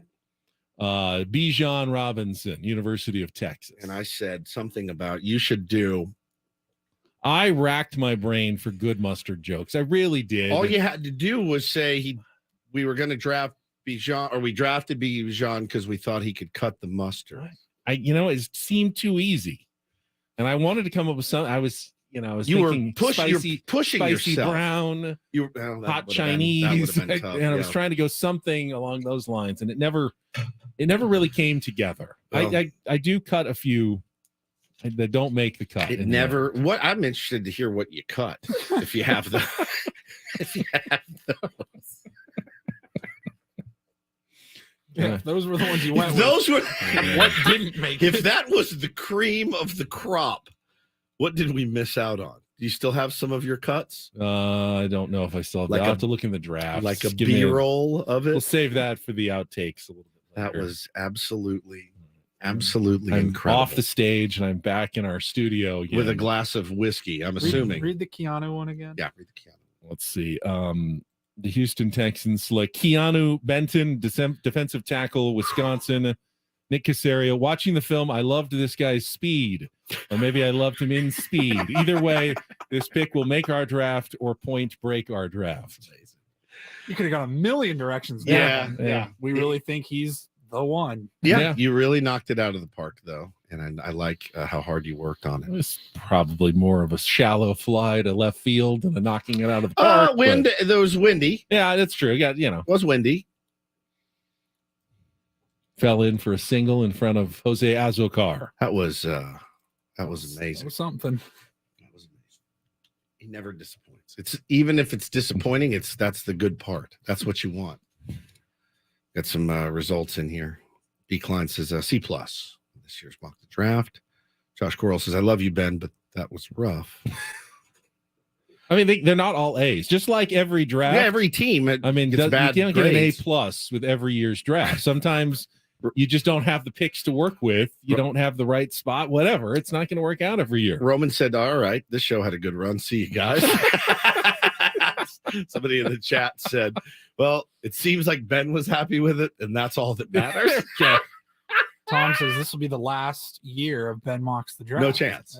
It's never going away. As long as Ben and As Woods, as long as we're as long around. as this show is around this time next year, you can guarantee we're doing. I loved it. Joe The said, surprise is how much I actually have to put into each mock the draft to yes. get to even that point. Joe says he crushed it, Ben. Loved all of it. It's great. There's not a draft pick named Tuna Melt, is there? It's JR. That's not real. How did we not get a tuna? No, there can't. It can't be. I went through How the did you miss that? I went through like the top 300 prospects and looked at every single name to try to come up with Was there somebody something. named Tuna though? I mean, there was Al Toon. I remember, him, but I didn't see any. You did it. Tunas. Oh, you did a tune guy. Oh yeah, Clayton Toon, Clayton the Tune. quarterback. Okay. He likes tuna melt. Tuna Melt. Yeah, Something there, something I like that one. Carry a tune and The offense is going to be humming along. Maybe we workshop it together next year. Fine, whatever. I tried, and you. I like to surprise you. It was disappointed you a little bit. No, it was. We have a shout out to his family and a Wood story. Oh boy, coming up next year on the Fan.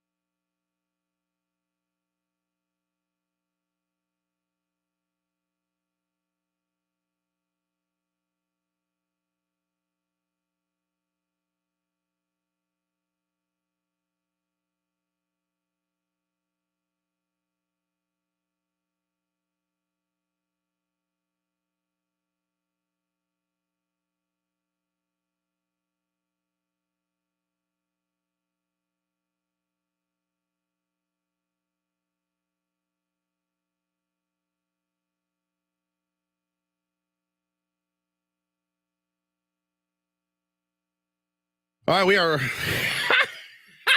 He jumped the gun, but that's fine. It's actually better. Halfway home. on a Thursday. And it was on 97.3 The Fan. It's great to be here with you after Padres victory last night. I'm Woodsy. That's Paul Reindl, our executive producer, Benjamin Higgins, a.k.a. Benjamin Goodell. If the Padres won, why do I feel like I just took an L? You didn't. Don't worry about it. You did great. It was good. But Paulie, hit it again, because I wanted to take this time to wish a very special birthday to our beloved, our very own Cotton Eye Joe himself, our old pal Foster. Chris Foster is turning, I don't know. He looks 60. the San Marcos redneck. Yeah, he's from I'm Bresci. I'm from Bresci.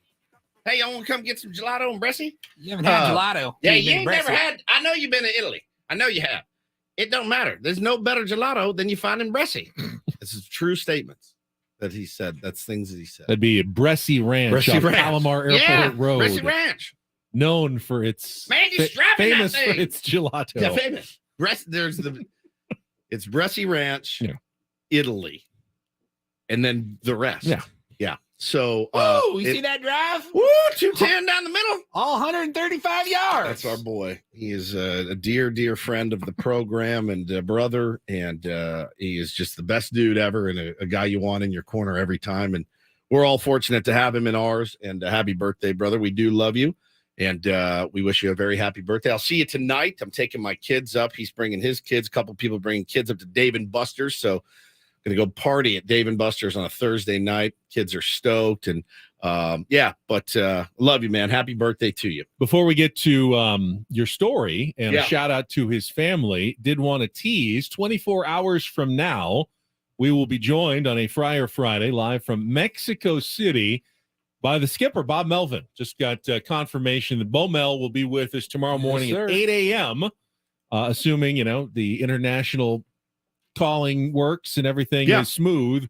We'll be talking to Bob Melvin tomorrow morning at 8 o'clock. So can't wait for that. Keep that circled on your calendar. Okay. I'm sure he's definitely hoping for a win today to keep the tenor of the conversation a little more positive. Yes. Well, if they won after 5-2 over the last 7, it's gonna be good. If they get shut out and lose 2 out of 3 to the Cubs, it's not gonna sound as fun tomorrow morning. If they win today, they'll be above 500.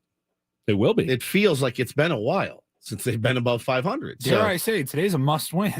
Another must win in April for the San Diego Padres. But no, I'm excited to talk to the skipper tomorrow. Yeah, there's a lot to ask him about. I mean, there's a lot to ask him about. I can promise you he was not expecting this.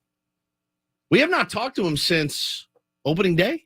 Yeah. Is that right? Yeah. So, I mean, it's been, however long it's been, but he didn't day after opening day. He didn't give Juan Soto a day off yesterday. Now I read he asked Juan Soto, would you like the day? Yeah, do you want a day? So you can just kind of focus on your own work. And Juan Soto said, I really do prefer to try to work it out in the lineup and get my at-bats. And Bob Melvin said, then you get to do that. If that's what you want.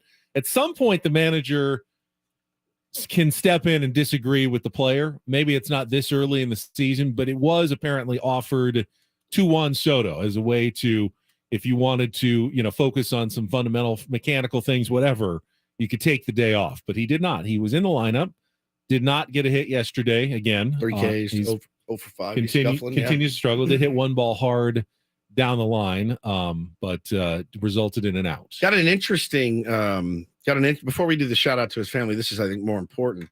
Got an interesting lineup from the skipper, Bob Melvin, out today. Who's on the bump for the Cubbies? Wisniewski, righty? Yeah. Okay, so at the top of the order, you got Crony leading off. Ooh. It's already different. Already different. So you got Cronenworth leading off. You got Tatis Jr. in the 2-hole playing right field. You got Soto back and left in the 3-hole, which I think is his preferred. It is. Yeah. Xander Bogaerts playing short and cleaning up. Manny Machado in the 5-hole. All right. Playing third. Matt Carpenter will be your DH. Trent Grisham in center. Ha-Seong Kim at second, and Brett Sullivan behind the dish after Nola went most of the game. When was the last time Manny Machado hit fifth? I really don't know. I mean, I think even Manny would tell you, sure, whatever. Like, let's move it around a little bit. Because again, I love that dude. You know that at bat last night. The first was like, what happened? Like, did you leave your room? Yes, it was nuts. Like 3 in the dirt of just like, whoop. Looks like me. flailing at It looks like me taking a big league debut. As lost as Soto looks with his 178 average, at least with his walks and 4 home runs, his OPS isn't like abysmally bad. Right. It's not good. It's not for Juan good. Soto. Manny Machado's is abysmally it's bad. abysmal. He's got 214, but he's got 1 homer. He's not getting on base at all. I mean, his numbers are shockingly horrible. They're terrible. They're this absolutely first month of terrible. the I season. mean, again, you expect him to pull out of it based on what he is capable of, but he's searching right now, dude. He really is. And I keep pointing. I feel like there must be something physically a little wrong with him, but his defense has been as magical as it always is. He looks completely unaffected when he goes out into the field. Some guys can't do that. Some guys will take their offensive slump out into the field with them. To Manny's credit, he has not done that at all, and he has still been a productive player defensively for the Padres, but offensively it's been a real rough go for Manny so far this year. I mean, again, we like when something's different. We like when you shake it up a little bit, and I don't look at that lineup and go, ooh, the message has been delivered, to Manny Machado, figure it out or you'll slide. No, I think, the one thing we've heard about Bob is he is a master communicator. This was discussed with Manny Machado before it was written in calligraphy by what's his name, Ryan Christensen. I really don't mind it at all. I mean, moving Tatis from 1 to 2. I mean, I liked him getting consistent at bats at number 1 and getting up as many times as possible. Still going to get up, but at number 2, that's okay. What I thought had to happen, I was surprised it didn't happen yesterday, is splitting up Juan Soto and Manny Machado. Got to do it. You got to do it right now. With the Bogarts 2 in the 4 hole is interesting. That seems high risk, high reward because you get guys ahead of him on base. He could do some damage, but they haven't if they really don't, been. And he's your leadoff hitter. I kind of want him being the leadoff hitter so he gets more at bats. Yeah, you're pushing one of your better hitters down. You're also your best hitter so far. Yeah. I mean, is Manny Machado any protection right now? Will pitchers work around Xander Bogaerts? If the Padres go 1-2-3 in the first inning, will they kind of not worry? Will they work around Xander Bogaerts? Well, I guess not if there's no one on base, but let's say Cronenworth and Tatis get on, Soto makes an out. So first and second, 1 out.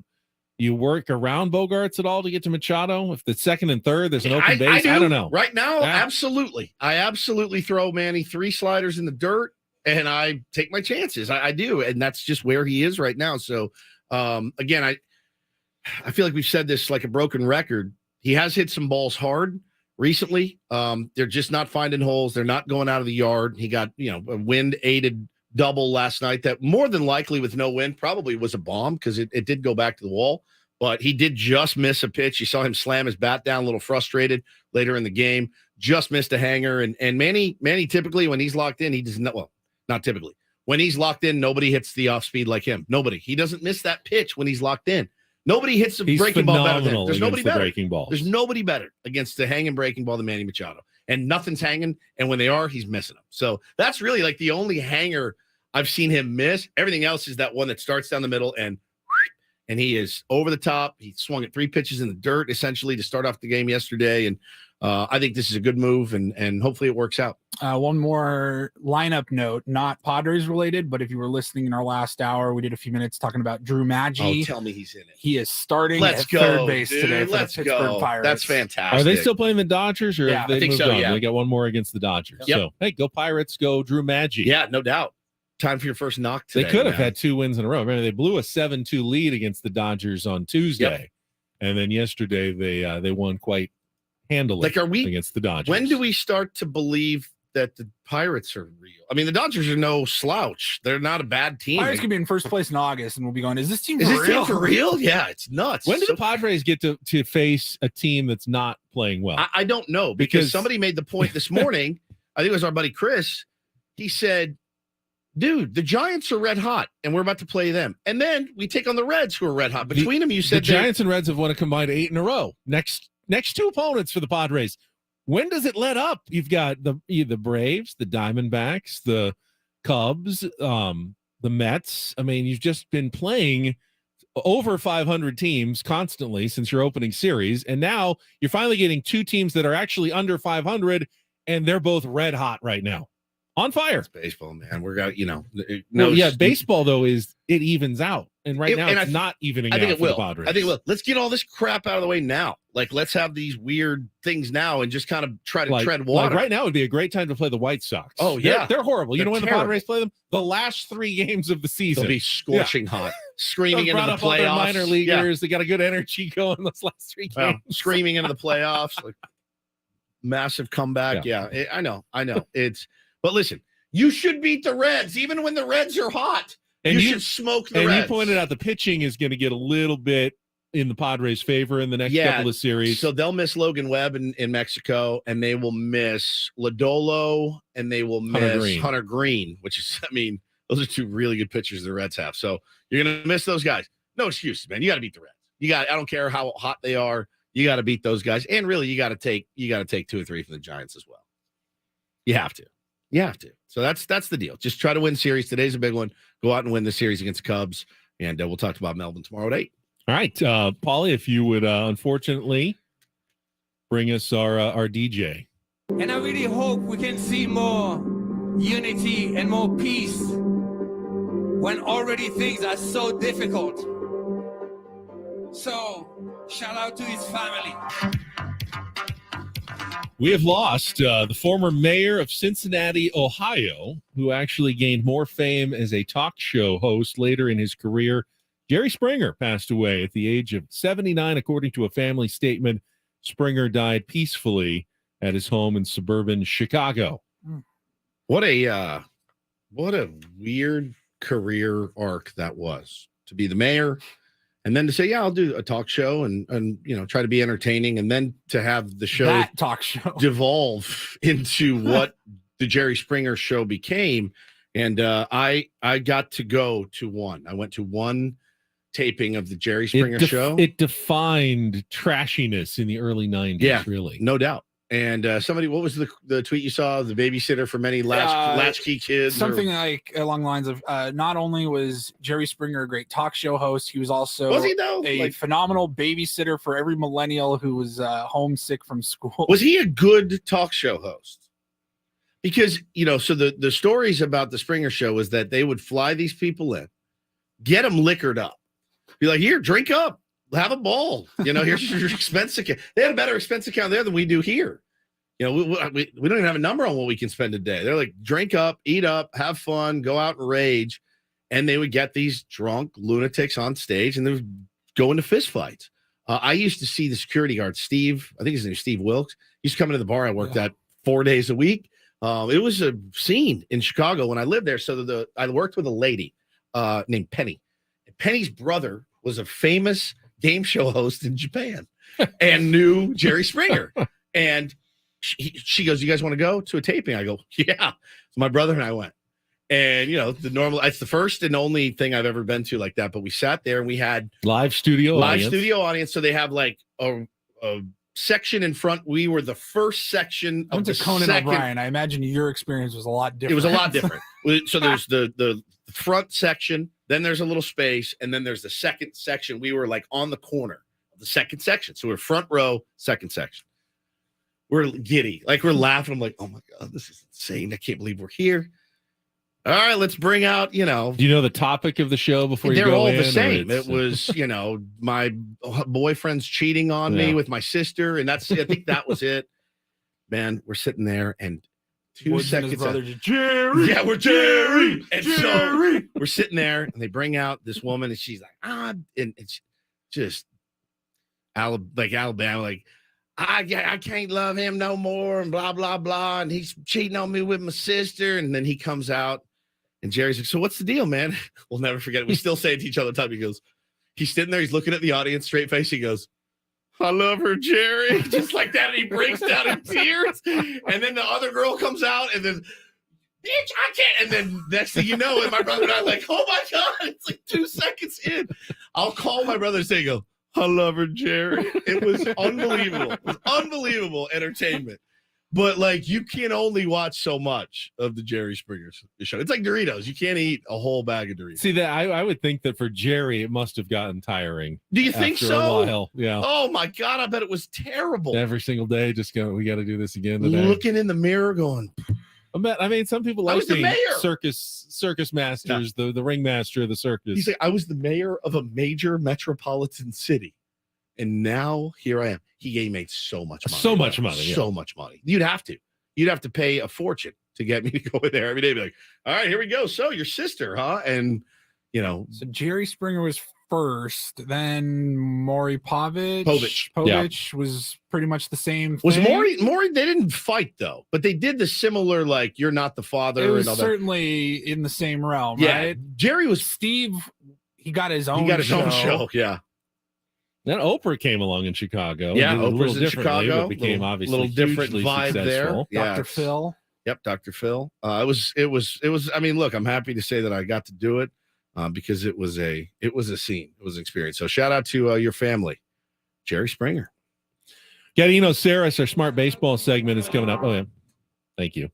Coming up at the bottom of the hour. Also, it was a pretty big night in the rest of sports as well, including the NBA playoffs, which are getting very dramatic here, even in the first round. Get some of that coming up next with Ben Woods on San Diego's #1 sports station. Let's check traffic right now on 97.3 The Fan.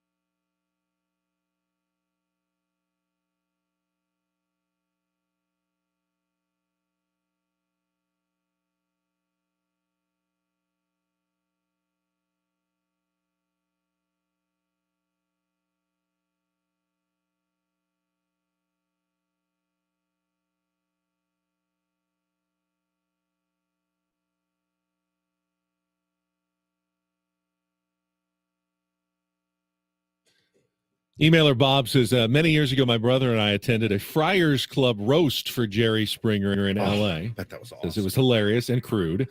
After the roast, we met him, and my brother mentioned that all the girls on his daughter's floor at UC Davis watched the show religiously. Jerry says, why don't you get her on the phone? And she picked up, and they had a great 5-minute conversation. Sounds like Jerry was a nice guy as well. Well, I just got a text from a buddy that said, hey, don't forget that he lost his job as mayor because he paid a prostitute with a personal check twice. So, nice guy. Maybe. Supporting local industry. Supporting and putting money back into the community like a mayor does. He's an entrepreneur. Yes. He Supporting is the arts, if you will. helping out. I mean, it used to be in politics if you had cheated on your spouse or had engaged in extramarital activities with a prostitute, that was over. Yeah, it's not the case. Not the case anymore. Nope. No. The things are a little bit more lax these days. Yeah. Both parties, actually. Both parties, yeah. All right. Let's we got Eno Saris coming up in just a couple of minutes. I did want to throw just a bit of it. I mean, it was a great night, another great night in the NBA playoffs last night. We had so much going on with the Padres. We had a great Loyal game, NHL Stanley Cup playoffs. The Lakers. So I'm watching the Padres game. I'm kind of flipping over and just checking in on the Lakers-Grizzlies game at the same time. Grizzlies jumped out to a 14-point lead after the first quarter. I thought that the Lakers would lose this game. They kind of left it all on the floor, I thought, in game 4 to take that 3-1 series lead. But then the Lakers clawed their way back, and I'm like flipping back, and it's the third quarter, and they pull within 1. And I'm thinking, oh, all right, this is good. And then it was 6:15. And I had to go out to the studio to do my 620 sportscast on Channel 10. And I do that, and I head back to my office, and I sit back down, and I flip the Laker game just to see if they've taken a lead or not. And they were down 25. And I go, wait, I literally checked this like 8 minutes ago, and they were within 1. And now they are down 25 points. I honestly still don't know what happened in those 8 to 10 minutes. Well, you but came to the right place right here. I know where you're going to get everything you mathematically need. Memphis went on a 26-2 run while I was gone, and that was that, as they said, for the Lakers in Game 5. They will get a chance to clinch the series at home tomorrow. It's 2-3-2. It's 2-2-1-1-1. 2-2-1-1-1. So they come back to LA for Game 6 tomorrow. But if Memphis wins, then they get to go back for Game 7 in Memphis on Sunday. Desmond Bain basically guaranteed it. He said, we will get it back to Memphis for a Game 7. Wow. Whenever Memphis talks, though, is that's when the it thing, doesn't. yeah. Bro, there was a clip. All I saw was a clip. I watched Padre game. I had put both kids down. I was wiped. The game ended. And I went and watched Dave on FX, and I fell asleep, or on Hulu, and I fell asleep 10 minutes in. I was out cold, but I woke up and I saw a clip. I saw a clip of Dylan Brooks go into the hole. He got the biggest swat against him, Paulie, that I might have ever seen in my life. And they're like, my man is broken. He is broken in half. But they were able to handle business last night. Elsewhere in the West, the Golden State Warriors finally won a game on the road. They beat the Sacramento Kings 123-116. De'Aaron Fox did play with that injured finger. 24 points, 3 of 10 shooting from 3-point range. I mean, you got to feel like it had a bit of an effect on his performance. It was a close game. It was definitely all the way throughout. Steph Curry, 31 points. Tied Shaquille O'Neal. It was his 55th career playoff 30-point game. 8th all time as they held on for the win. So they get to go home now for Game 6 as well tomorrow and try to close out that series. So both Golden State and LA trying to finish it at home on a Friday night tomorrow. And then the Eastern, the conference semifinals are set. Knicks against the Heat. Woo! The Pat Riley Cup of Knicks and Jimmy Heat Butler, coming up. man, did it again. Yeah, Did it again. 42 points, yeah. This is an interesting talker, and we only have a couple minutes, but I did want to play this for you guys because I teased it way earlier in the show, the Giannis audio of after the game. And I thought it was a nice, fresh perspective. I don't think everyone's going to agree, certainly, because you don't have to. You're entitled to your opinion, certainly. It changed my way of thinking, though. I'll tell you that right now. This was after the loss, and somebody asked him, was this season a number one seed? Yeah, number one seed. Down. Yeah. It's only the 6th time that's ever happened. And they lost to what seed? 8. Yeah. Yeah. I thought it'd never happen. Oh, play in. Well, yeah, they never First time had of a the play-in. play-in winner, but technically, yeah, it's the 6th time the Okay. number 1 seed has been eliminated in the first round. Listen to this exchange. I think it's pretty good. Oh my God. Okay, because I'm not that up. You asked me the same question last year, Eric. Okay. Do you get the promotion every year on your job? No, right? So every year you work is a failure. Yes or no? No. Every year you work towards something, towards a goal, right? Which is to get a promotion, to be able to take care of your family, to be able, I don't know, provide the house for them or take care of your parents. You work towards a goal. It's not a failure. It's steps to success, you know. And if you've never, I don't want to make it personal. So there's always steps to it, you know. Michael Jordan played 15 years. Won 6 championships. The other 9 years was a failure? That's what you're telling me? No, I'm asking you a question. Yes or no? Okay, exactly. So why are you asking me that question? It's a wrong question. There's no failure in sports. You know, there's good days, bad days. Some days you are able to be successful. Some days you're not. Some days it's your turn. Some days it's not your turn. And that's what sports is about. You don't always win. Some other people's going to win. And this year, somebody else is going to win. Simple as that. We're going to come back next year, try to be better, try to build good habits, try to play better, not have a 10-day stretch with playing bad basketball, you know, and hopefully we can win a championship. So 50 years from 1971 to 2021 that we didn't win a championship, it was 50 years of failures. No, it was not. It was steps to it, you know, and we were able to win one. Hopefully we can win another one. That was amazing. I mean, that's so thoughtful, and it's kind of flipped everything we've talked about. It does. It does. I sports mean, radio guys, like it really does. I mean, yes. At the end of the day, the only thing I disagree with, there's failure. You lose, and it's of course he's right. If the only team that had a successful season every year was the one that wins a championship, those are impossibly high standards. Whatever sport it is, 1 of 32, 1 of 30. the 2022 Padres, was that a failure of a season? There has I don't think so. There has to be a way to find success outside of winning a championship. Otherwise, that's miserable. That is miserable. That every year is a complete failure if you don't win. As you said, though, Woods, there are expectations. You have a team that's very good, that's earned a number 1 seed, and it's clearly a disappointment. They blew double-digit leads in both of the last 2 games to the Miami Heat in the fourth quarter to end up losing and being eliminated. So in that sense, yes, they disappointed in the end, and that was that. I mean, they failed to achieve what they were trying to do in that series, which was get past the 8 seed, something that, you know, all but 5 other 1 seeds have done in the history of basketball. They failed to do that in that series. They didn't play well. Now, are they in individuals? Are they all failures? Is their coach a failure? They're all failures. Now, that would be going too far to say that just because you lost a series, you're a failure. They did fail, though, in that series. Yeah, and you know the funny thing is when he brings up Jordan, I bet you if you ask Michael Jordan, he'd be like, "Yep, yeah, they were." The first thing I thought. They absolutely 6 good seasons 6 and 9 good seasons failures. and 9 bad seasons. And listen, that's a mentality. Does that mean Giannis? But then by default, you would say, you know, most of Michael Jordan's career, he was a failure. Correct, and that's obviously just not true. The case. And I Giannis is very thoughtful, and it's a much easier answer to go, hell yeah, it was. We'll be back next year better than ever. That is an easy answer. It's a moronically easy answer. Yeah, it was. We fell short. We failed. I mean, listen, I get it. I do understand. I love to win. I try to have a winning mentality, but I also realize that it's not.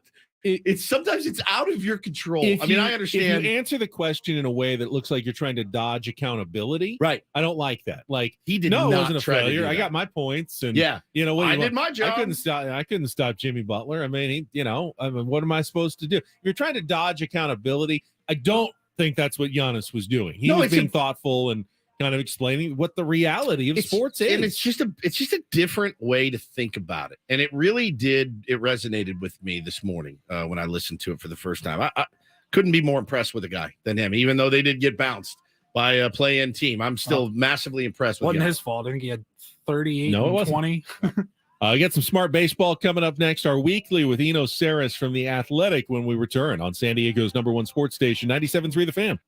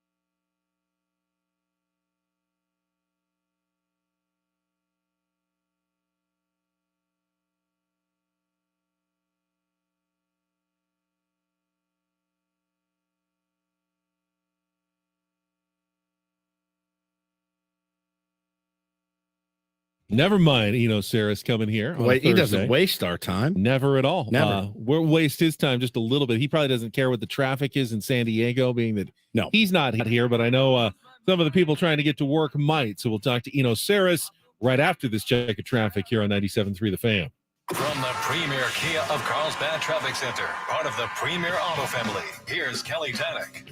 Traffic is sponsored by California Coast Credit Union. Looks like things are winding down pretty nicely around the county. See the usual slowing in the usual spots. Some stubborn brake lights out of Santee on your West 52.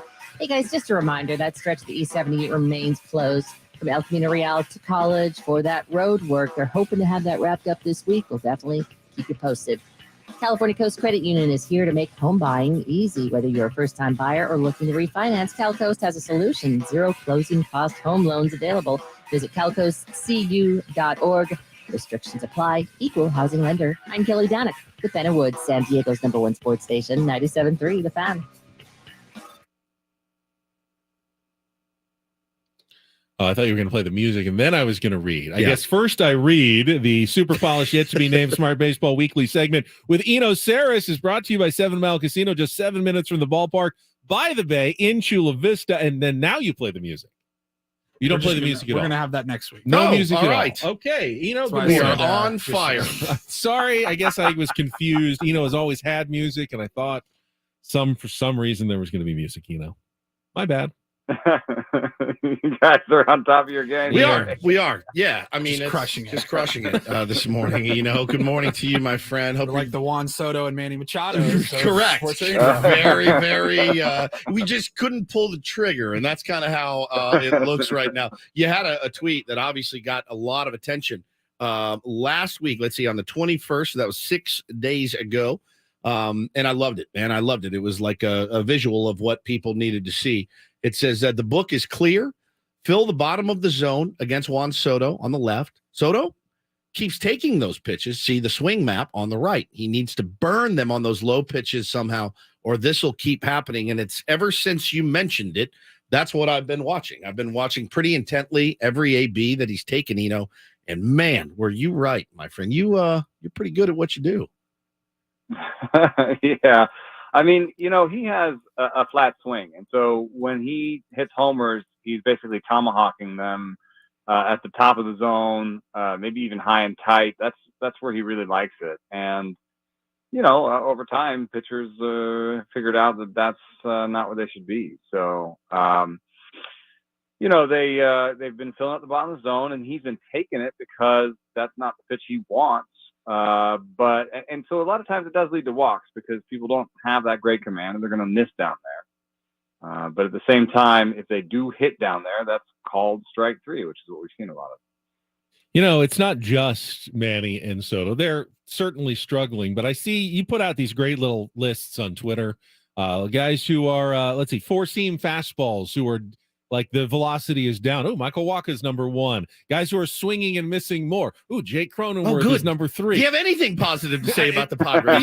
Feels like the Padres are appearing on a lot of your bad lists right now and not so many of your good lists, I'm tempted to say that it's just how things go. Jake Cronenworth has changed a little over time. When he first came up, he was more of a guy that didn't swing as much, and when he did swing, he was swinging for contact. Might hit you 15 to 20 homers. He's sort of that guy, but he's been adding miss every year, and so it's been good for the slugging numbers. And he may hit 25 homers this year, but he may also only hit 240. So there's always a little trade-off there, and I think it's been better for him in the long run to add that power. But he's been changing a little bit over time.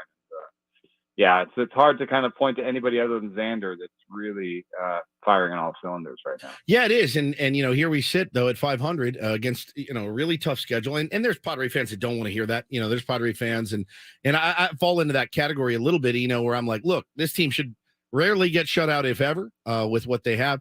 They're just not able to fire. And I back to Soto, watching his ABs, there's cookies that he's like, if he even if he is swinging at a 94 mile an hour heater, a little bit up in the zone, he's under it, man. And it's just weird to watch. It's hard to watch. It seems like he's locked up.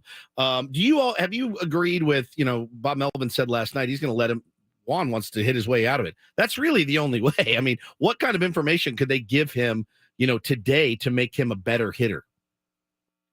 Yeah, that's the thing, because I'm looking right now at expected outcomes on pitches low in the zone, the bottom three parts of the court, and he's 387th out of 404 with at least 10 results down there. So, he, even when he does swing, he's not doing much damage down there. So if you're saying that he's kind of under the high heater, what I hear is he's trying to sort of get a little bit more vertical in his bat angle. He's trying to get a little bit more steep so that he can hit the low pitch for power, right? So as he does that, he's going to be a little bit more vulnerable to high heat. So there's always a trade-off, but if he can, when he was at his best, he was hitting balls to the opposite field, and I think he was doing that even on some pitches low in the zone. So I think he just needs to find that old swing and pair it with this more flatter swing. And then, the best hitters have 2 or 3 swings that they can get going. Mike Trout, when he came to the league, was actually susceptible to pitches high in the zone because he has a very steep swing. And so people were just trying to fill up the top of the zone. Well, he just spent a whole offseason. That's the only thing that worries me. He spent a whole offseason working on that swing, and he developed something where he can punish high heat as well as low heat. I guarantee you there's Padres fans out there who are going, why isn't Eno the Padres batting coach? Yeah, we've already seen a tweet this morning. Well, I want to ask you this, and it's a bit of a loaded question. I mean, is he being stubborn? Is Juan Soto being stubborn right now? I mean, taking those pitches game after game is stubborn, yes. But if he's not going to do much with them, what's the alternative? Yeah, I mean, it's a weird place to be in as a fan, because I watch now, we all do. I get a little of anxiety when he comes up, whereas before it was like, oh, hell yeah, I get to watch Juan Soto hit. I had that last year, and you felt like he was going to break out. I'm anxious now, I'll be honest, when I watch him hit, I'm like, please, man, please break out of it. He's taking the pitches, but if he went up there and hacked at the first pitch and rolled over 4 times, I feel like we'd be pretty pissed off as well. He wouldn't be Juan Soto. He wouldn't anymore. be Juan Soto, right? So don't you have to be a little there's stubborn? There's always like, this got me. This approach got me, and it's worked for so long. I have to trust the process. Jared Kelenic is this young player that broke out in Seattle, and I was talking to a person that's a different team about it, and they were like, "Oh, we went to Craig Wallenbach, who's like this great hitting coach, and he did this and he changed this mechanically and he did this." And the guy that was talking on the team said, "You know what? It was basically, it's almost psychological. He just got a new process that he could trust. Like he just refreshed." And they gave him probably a very similar process to what he had before, because in fact he was working. Tim Laker was his old hitting coach, so it's like the same hitting coach he worked with before, but like there was like a refresh, and then he like trusted his process. So Soto has gone through ups and downs before, and he's trusting his process. So to some extent, it may just come around. He's never been that good on low pitches. Maybe if he just takes them long enough, they'll start missing down there. He'll get a bunch of walks. And then, they'll feel like, oh, 3-1 count. I got to throw a little bit higher in the zone, and there comes a home. So that's what Juan Soto is thinking. Talking to Saris from The Athletic, and it's only a week, 6 games for Fernando Tatis Jr. Is there any data to suggest that he still is the player that he was before he missed all of last season? He's already hit a ball 110 plus. Which is good news. That's something that in just one ball over 110 tells you something about that person's raw power. So 110 would probably be like 60 raw power, I think. And before he got hurt, he was hitting them 115 and 116, which I would say is 70 or 80 raw power. So I'm not saying that he's dropped a grade. I'm just saying, he's put 21 balls in play. Like, he may hit 115 tomorrow, but I I would say that the raw power is there, and we'll learn more about that as it goes. I looked at the sprint speed. Another thing that you can look at really quickly, and his sprint speed is still 95th percentile in big leagues. Looks so. healthy. In terms of in terms of athleticism, he's hitting the ball hard and he's running hard. The other stuff, he's whiffing a little bit more than usual, but it's 29 plate appearances. So the other stuff, there's not much else you can look at in just few games. Yeah, 29 plate appearances, missing a year and a half, basically. And yeah, I mean, his health is obviously the of utmost importance here. And man, he's booking down the line, and he's doing some things in right field. I know he's getting some bad jumps, but he's making plays, and I don't care how you get there. As long as you get there, it's a results-based business, Speaking of results, Manny Machado is the other one. I mean, my favorite baseball player. To watch him struggle is tough. Defense still plays, obviously, but at the plate, what are you seeing from Manny that you could shed some light on? I think at 30 years old, I'm not ready to say that this increase in strikeout rate is age related. It could be, but I have a feeling he'll go on a burner and get that strikeout rate down. The one thing that does worry me is there's a stat called 95th percentile exit velocity, and it basically is like your max EV, like I was just talking about. It's a little bit better because sometimes there can be misreads and stuff. So anyway, last year he was one of the biggest losers in 95th percentile exit velocity, and he still had a great year. And I just said, well, he still had a great year, and he had that pretty massive ankle injury, right?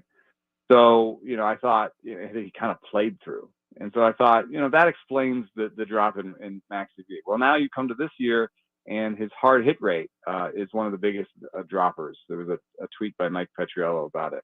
I'm not ready yet to say anything definitive, but there's a little bit of smoke there where you're like, what's going on? Like, why is he not hitting the ball as hard? So, he still has hit one ball 112. And so he still has that raw power, and he may just he needs to get to it. When I watch him, he's swinging too much. He's chasing a little bit too much, and he's swinging at pitches that he shouldn't be swinging at. So I don't know if he's pressing. It could just be that. But there's a little bit of smoke that maybe there's something physical going on too. Last thing for me, Shohei Ohtani, always fun to talk about because basically history every time he does something on the field with the two positions. The hitting, he got a 6th home run yesterday. He's got a almost 500 slugging percentage. He's still obviously a very dangerous hitter. His pitching seems to have gotten even better since last season. I mean, he is really dominating early. Anything you're seeing from Ohtani? Yeah, Ohtani added one of those trendy pitches. He added a sweeper, and the sweeper is, I think, either the best or second best pitch in baseball right now, as a single pitch from a single pitcher. And in a related matter, the sweeper is actually pretty hard to command, so his walk rate is up. But he's just striking everybody out, so it doesn't matter that he's walking 2 guys. The other thing that's kind of cool is he was, I think, one of the 2 or 3 slowest pitchers in baseball last year in terms of between pitches. So he's one of the biggest improvers in time between pitches this year.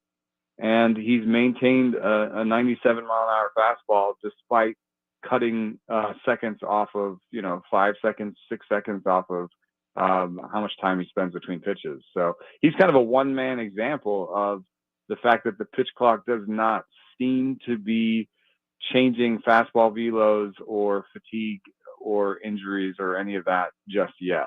So we're going to have a big piece on that in The Athletic next week, where we really get into the weeds on the effect of the pitch clock on pitchers. But, he seems to have shaken it off, and he's one of the ones that was the slowest before.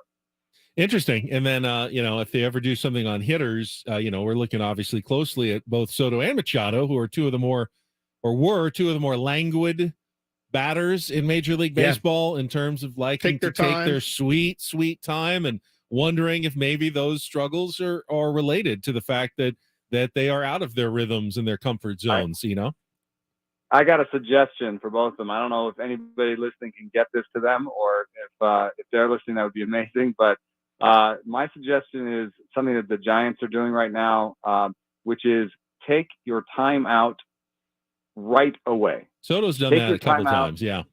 as you walk up, because what then you do is you take command of the batter's box. I like that. Everybody is waiting for you, and you dig in, you take your time, you think it through, and then you don't leave the box. Then you're locked in.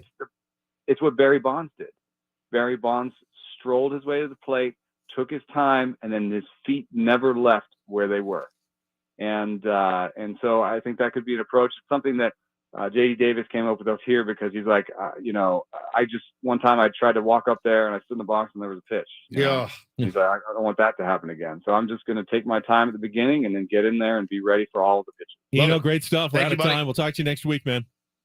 All right, thanks for having me. Eno Saris, our weekly Smart Baseball segment, brought to you by 7 Mile Casino, featuring all your favorite table games like California-style blackjack, poker, and baccarat, just 7 minutes from the ballpark. Text Manny right now.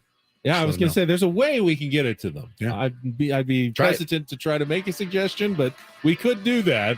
We get the Rindle Report in the final hour. Well, hour plus next on The Fan.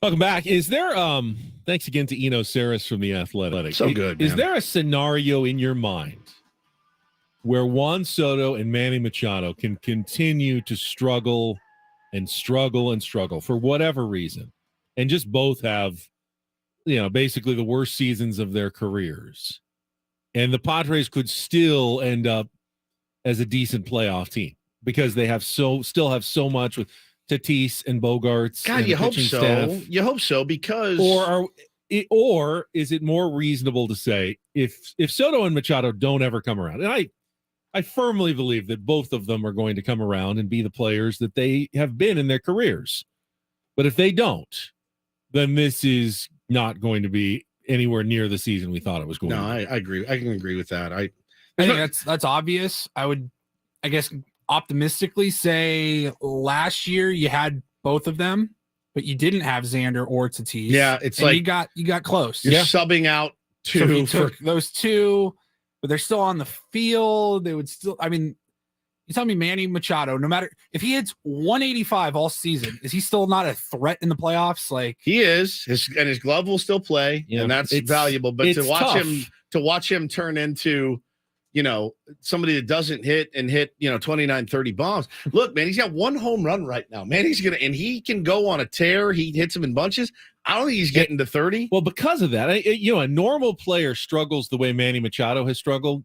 They're on the bench for quite some time, and you'll figure it out. Not a superstar though. But no, not a normal player, like a middle of the road guy. Yeah, I mean, even if a Trent Grisham, we saw it when he was struggling badly. Bench. He found himself on the bench a ton.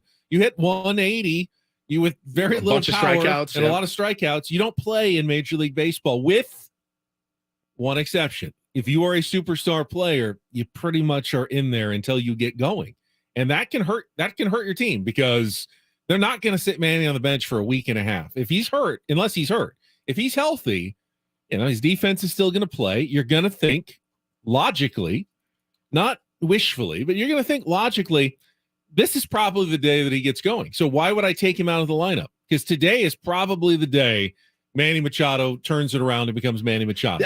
That is the promise every day, that if you're Bob Melvin and you write their names in the lineup, today's the day. Today's the day. And it doesn't make you're not an idiot. You're not pie in the sky. You're not going, well, I hope this rookie hit. Brings up Jared Kelenic, who is a guy that he's broken out finally. Like he was one of the number one prospect in baseball, I think, at a time, and he's been moved a couple of times, and just one of those guys that could have disappeared into the ether as a man, and almost was.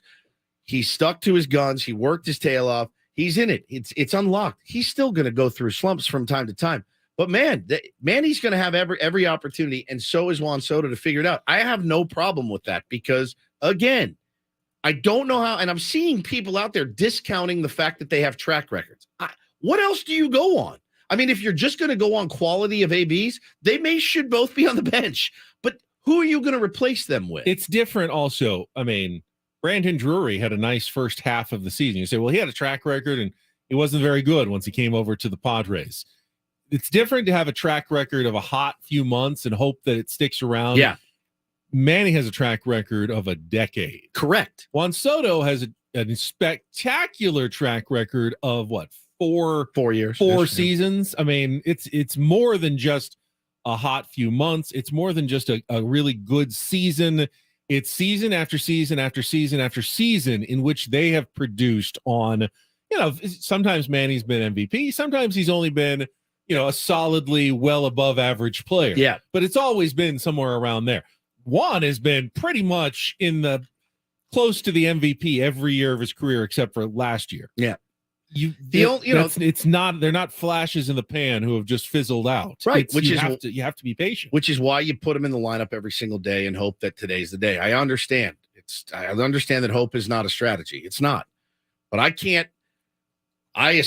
it's harder for me, and somebody just made this point in the group chat too. It's harder for me to watch Manny struggle because Manny is, he's here. He's our guy. Juan Soto's he's not signed to a long-term extension. I want him to do well. I want him to hit so well it's going to cost the Padres $500 million to sign him. I want him to go on a tear, the likes of which baseball has never seen. and we need that. And if we get that, Ben, we can win the World Series. If Juan and Manny start hitting, we can win the World Series. Even though we're 500, if those cats start hitting like they're capable of, we absolutely can win the World Series. Of course. And you know what? If Bogarts has a really good season and Tatis is Tatis, both Manny and Soto can have really dismal seasons.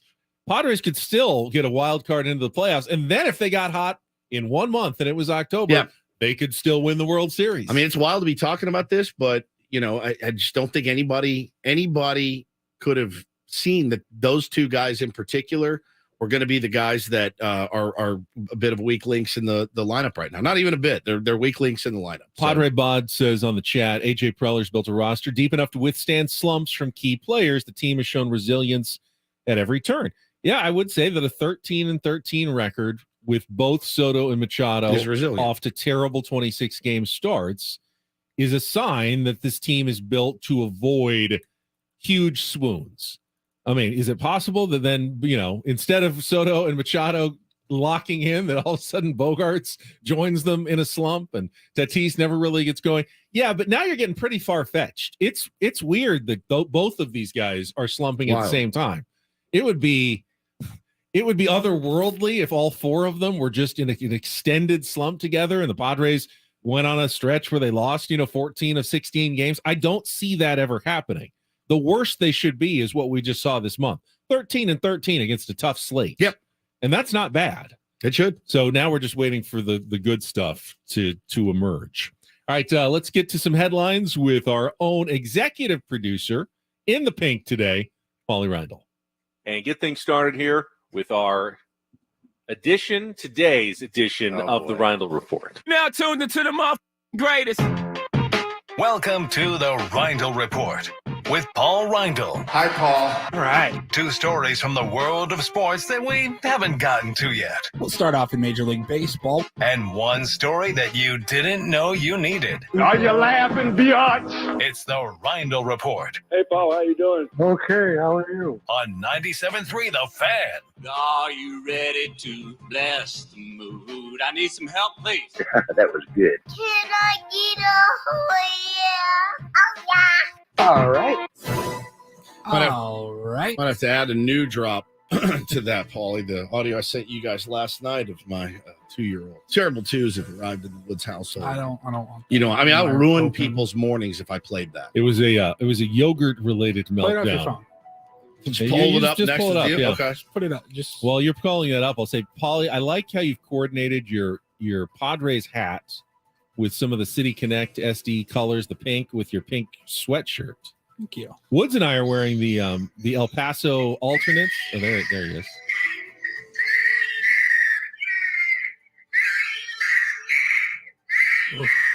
He wants a My yogurt. yogurt. I want a yogurt. Ouch. Woods and I are in the El Paso Margaritas alternates today. Thank you to John Conniff, Matt Friars, for sending those along. So sharp. So soft. Love it. Very Wife nice. already stole mine. Did she? Yeah.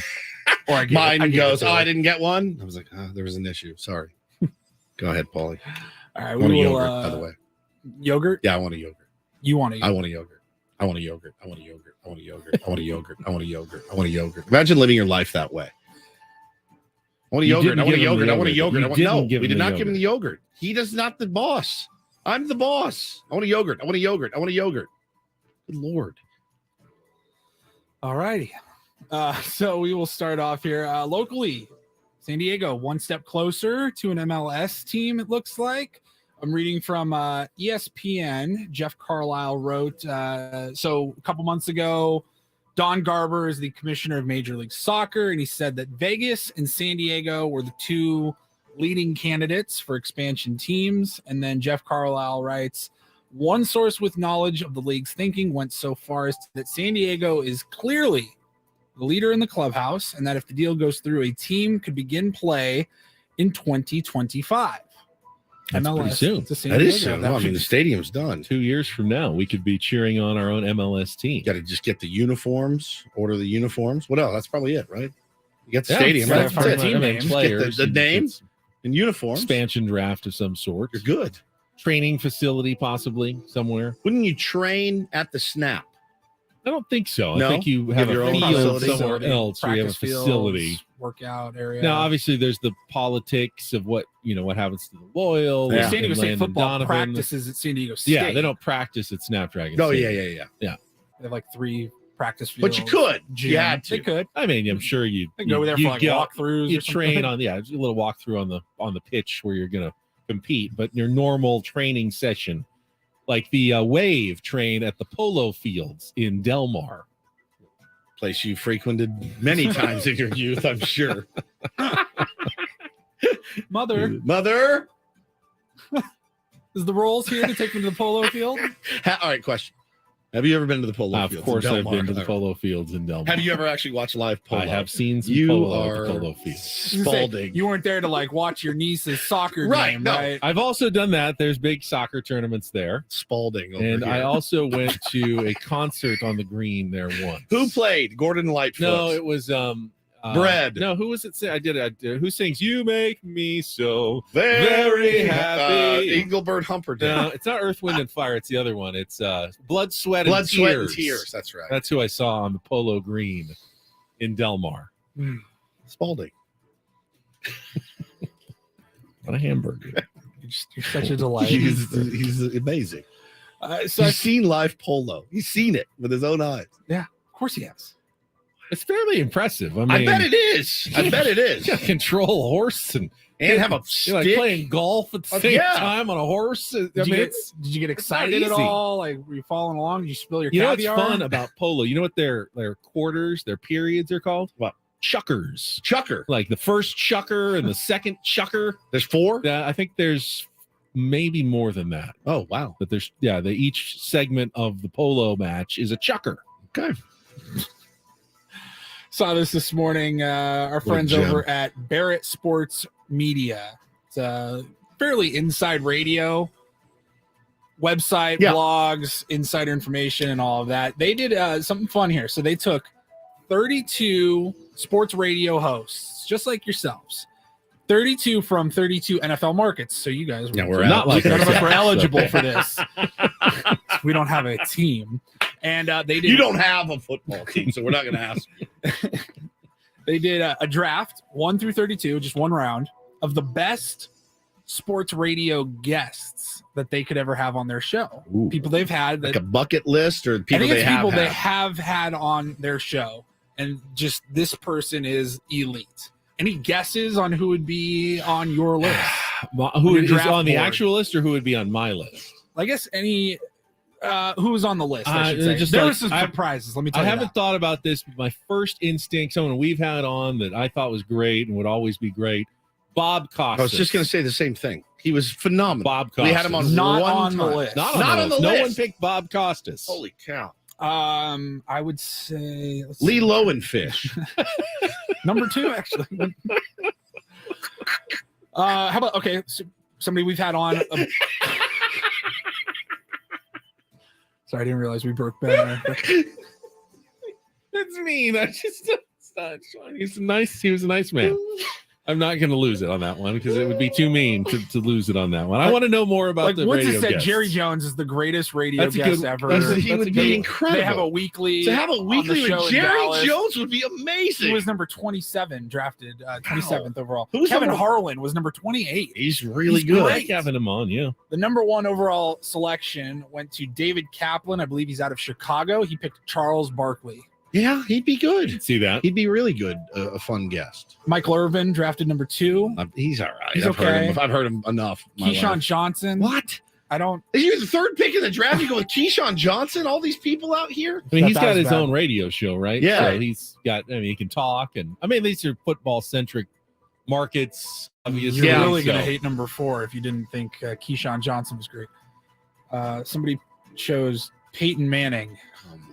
Hey, Their first draft pick of like all time. Is Eli on there? Because that's really good. And Peyton No, actually would okay. be better I mean, than I Eli. wouldn't turn down. No, I wouldn't mean, either. Peyton Manning. And Dana White, Jeff Passan. We've had Dana White. We've had Jeff Passan. Number 13, Phil Sims. He just did Who it. just did it. Mike Tomlin. I bet that is a fun interview. Yeah. I bet Yeah, he's it'd be scary. Or Yeah, not. he's or not. He's tough. Mina Kimes, Pat Riley, Jerry West. Pat Riley would be great. Mike Leach, rest in peace, was on the Okay, list. that's He was gonna be great. a tough get. Yeah, They you actually can't- drafted him yesterday for this bit, but he's no longer with us. Who would be your number one? My I number picked one, Costas, Number one but- pick. in the Jason draft. Isbell. Jason Isbell. There it is. Can't imagine why you weren't selected for this panel. Yeah, no kidding. All right, and finally, we'll wrap it up here. Got a new rule for Little League in a town in New Jersey, and I This think is we can all unreal. get on board with This this. is unbelievable.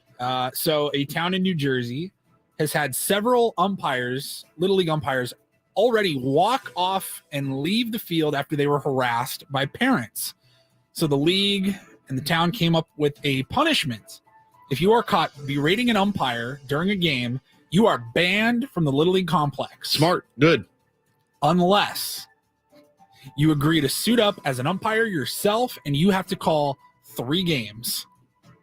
Their It's logic. unbelievable. I like all of it. Glass First of all, if you don't want to do it, then houses, good. yeah. You're done. GTFO. Yeah, I'm fine with running them. I see the kids out at the fields, and they're kids. They're umping kids, like little kids. Yeah.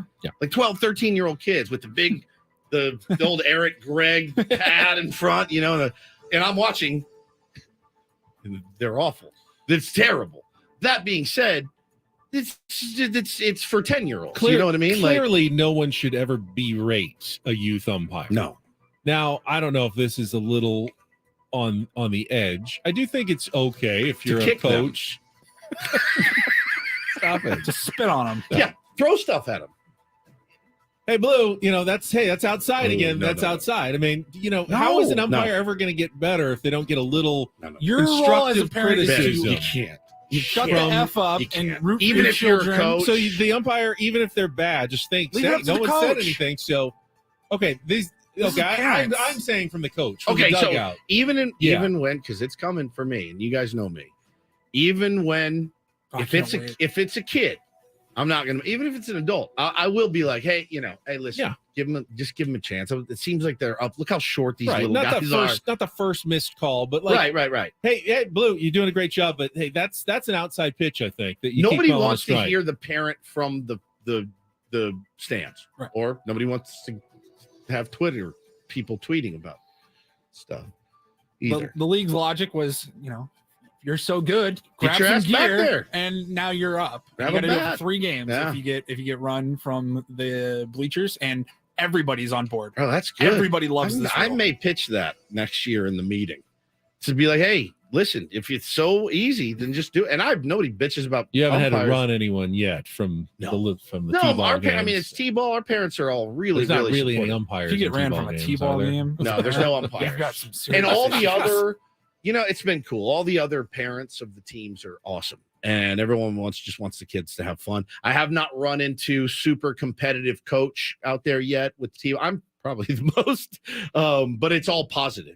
I'm loud, but it's all positive stuff. So it's Bo great. is 5. Yeah, he's 5. So you have 10 to 13, 14 years left. And I got Taylor too. So of Little League baseball, youth baseball. Ben, what's the over under on times Woods is ejected as a parent? I don't think I will. I really don't. I'm gonna one half is the over under. I'm hypersensitive to it. It's not impossible. No, but- it's not impossible. but it won't happen twice. There is a decent chance that I do fight another parent that is doing something wrong. I'd say it's about 75% chance of them if they're doing something like crappy to our kids, or they're screaming, or like, then yeah, It's not just Little League, dude. I mean, I coach freshman Sure. baseball in high school. It never and, stops. Clearly, in 6 years, I had 3 instances that I can remember where I thought I was like tensed up. I was Yeah. ready. I thought I was gonna have to fight It's this not cool, parent dude. that got in my grill because Billy wasn't playing. yeah, it's much. it's not cool, and I'm hypersensitive to it, and I never want to embarrass my kids like that. Ugh, I was mortified for the children. Yeah, it's the worst. You see the kids weeping, and their dad's out losing his mind, kicking dirt on an umpire for missing a call at home plate. It's just not going to happen. So we are exactly 1 hour away from Sam Levitt's pregame show. Yeah. Which means our 2-hour pregame show starts next for Padres baseball. You just made that Wrapping up their series against the Cubs. I did indeed. We'll be back after traffic on 97.3 The Fan.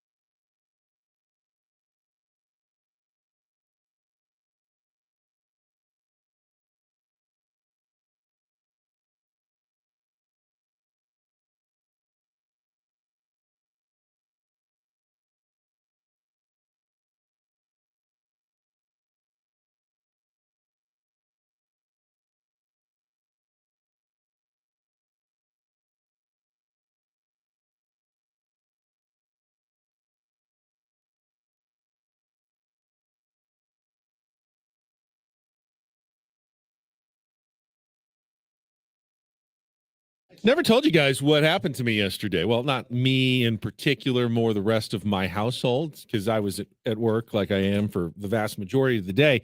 Our power went out, which I know is not that uncommon. Oh, thanks for the little camera help, Woods. Power was out for about 15 hours at my house. You're kidding. Yesterday. From what? About 8 a.m. until midnight. Power was out. It's a bit of a nightmare. In Encinitas. Yeah. I had trouble figuring out what it was. It wasn't just our house. It was up and down the street, El Camino Real, Mountain Vista, where we live up in that area. So it was difficult on the children once they got back from their classes because, yes, they've got phones that were charged for a while, but then they died and they didn't have like a brick charger. They went over to one of them went over to the grandparents, went to a movie, I think. I'm not sure what. They were just sat in the dark or something with the dogs for very emo hours. Shelly got out of the house. There's just, I don't even know, like our fridge, if anything's still good. All right, what's the time limit? I don't know. We didn't, have that thing. What's the power limit? No one open the fridge. Right. It never got opened the entire day, but at some point you'll eat it. The cold is going to dissipate. So I just don't know how. Because now it's cold again, obviously, because the power went back on. But I don't know how bad it got in there, whether it was like a sweaty jungle or it was just kind of cool but not cold at some point. I went to make a sandwich the other day, and I pulled some mayo. And you don't like mayo anyway, but just for the sake of the argument, let's say you did. It is April 7th? The expiration on this mayo was March of 2023.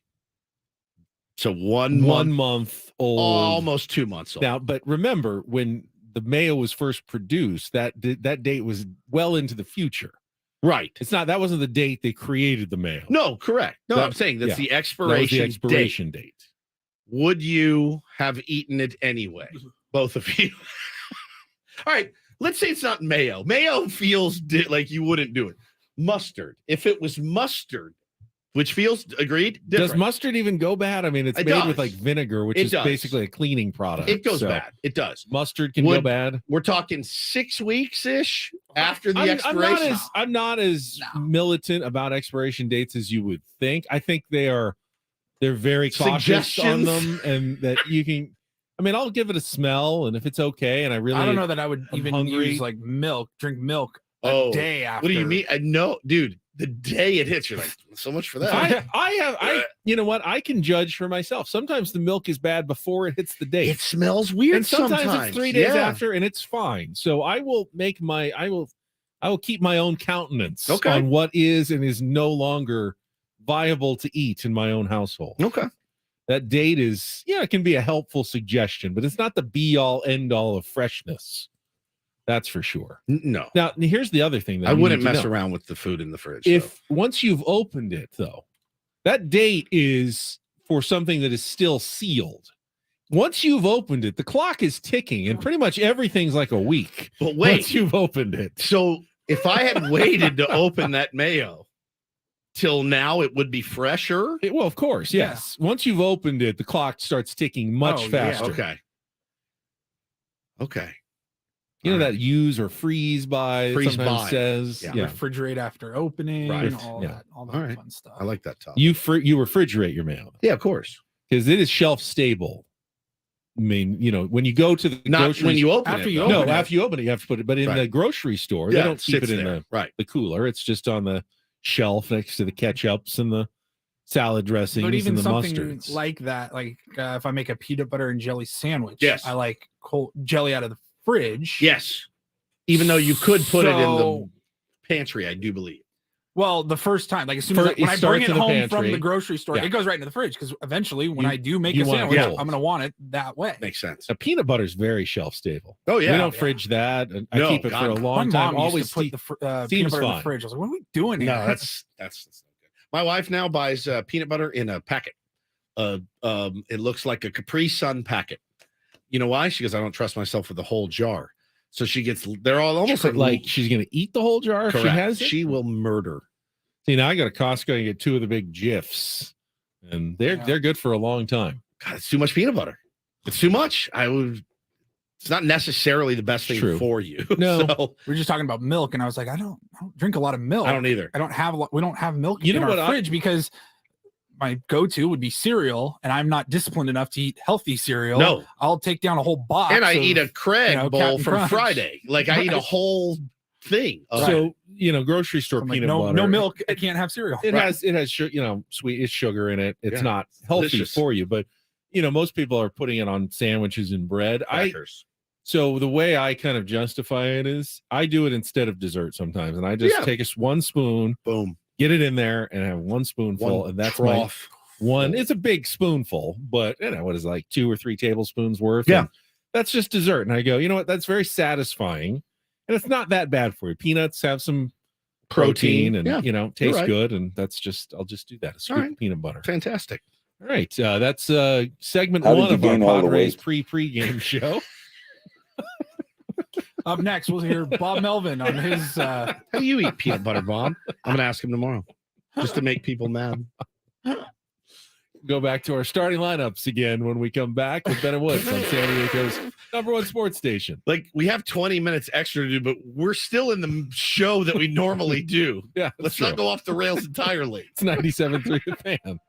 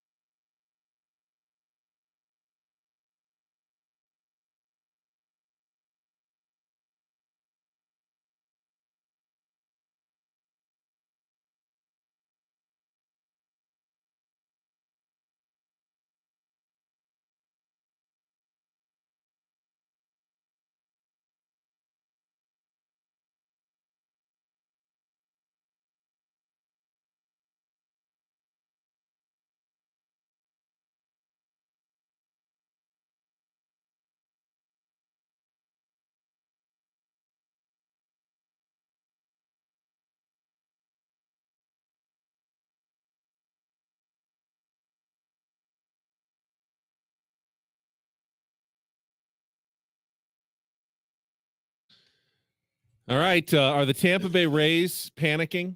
They have been shut out 2 straight games and 19 straight innings. Yeah, time to panic. Is it time to bench guys? Kevin Cash doesn't know what he's doing. Change the lineup? I'm not sure. They do have the best record in all of baseball, but they've stopped scoring completely. They lost to the Astros yesterday 1-0. So 19 straight innings without a run. Zach Gallen continues to be on a nice run. 28 straight scoreless innings, including I think 6 or 7 more yesterday against the Royals and a 2-0 win for the Diamondbacks. Padres are actually the last team to score on Zach Gallen. Yeah. He threw 7 shutout against the Padres, but April 4th is the last time he gave up a run. It's amazing. When he faced the Padres back in San Diego. Yeah, So he's hot. That's incredible. Incredible. Yeah, I mean, it's funny too, because when you think about some of the aces in baseball, it's not, he doesn't spring to the top of your mind, but he's just consistently solid, very, very solid for that team. So we'll see, man. They're continuing to win ball games, but again, if their pitching stays healthy, they have a chance. If their pitching doesn't stay healthy, Ben, I don't think they're going to do much. Angels, I just mentioned when we had Eno on, they beat the A's 11-3. Shohei hit a home run, his 6th, but Brandon Drury hit his 4th, and Hunter Renfroe hit his 7th. So former Padres out homering all the current Padres right now. We see that with a number of former Padres at the moment. Yeah, it's watch the MLB tonight or something, and you're like, yep, know him. Everybody's come through here at some point. And then one bad news from baseball yesterday, saw the Seattle Mariners. Robbie Ray is going to be out for the season with flexor tendon surgery. That's a bit of a blow for a team that obviously made the playoffs last year and was hoping for big things again this year. Not that they still couldn't have a good season, but it's going to be a little bit harder without Robbie Ray. They're one of those teams too. They're 11-13 right now, so scuffling a little bit after last year. But yeah, Ray threw 1 start. I know this because I'm fantasy keepers. Through 1 start, got hurt, and he's done for the year. So tough look for them.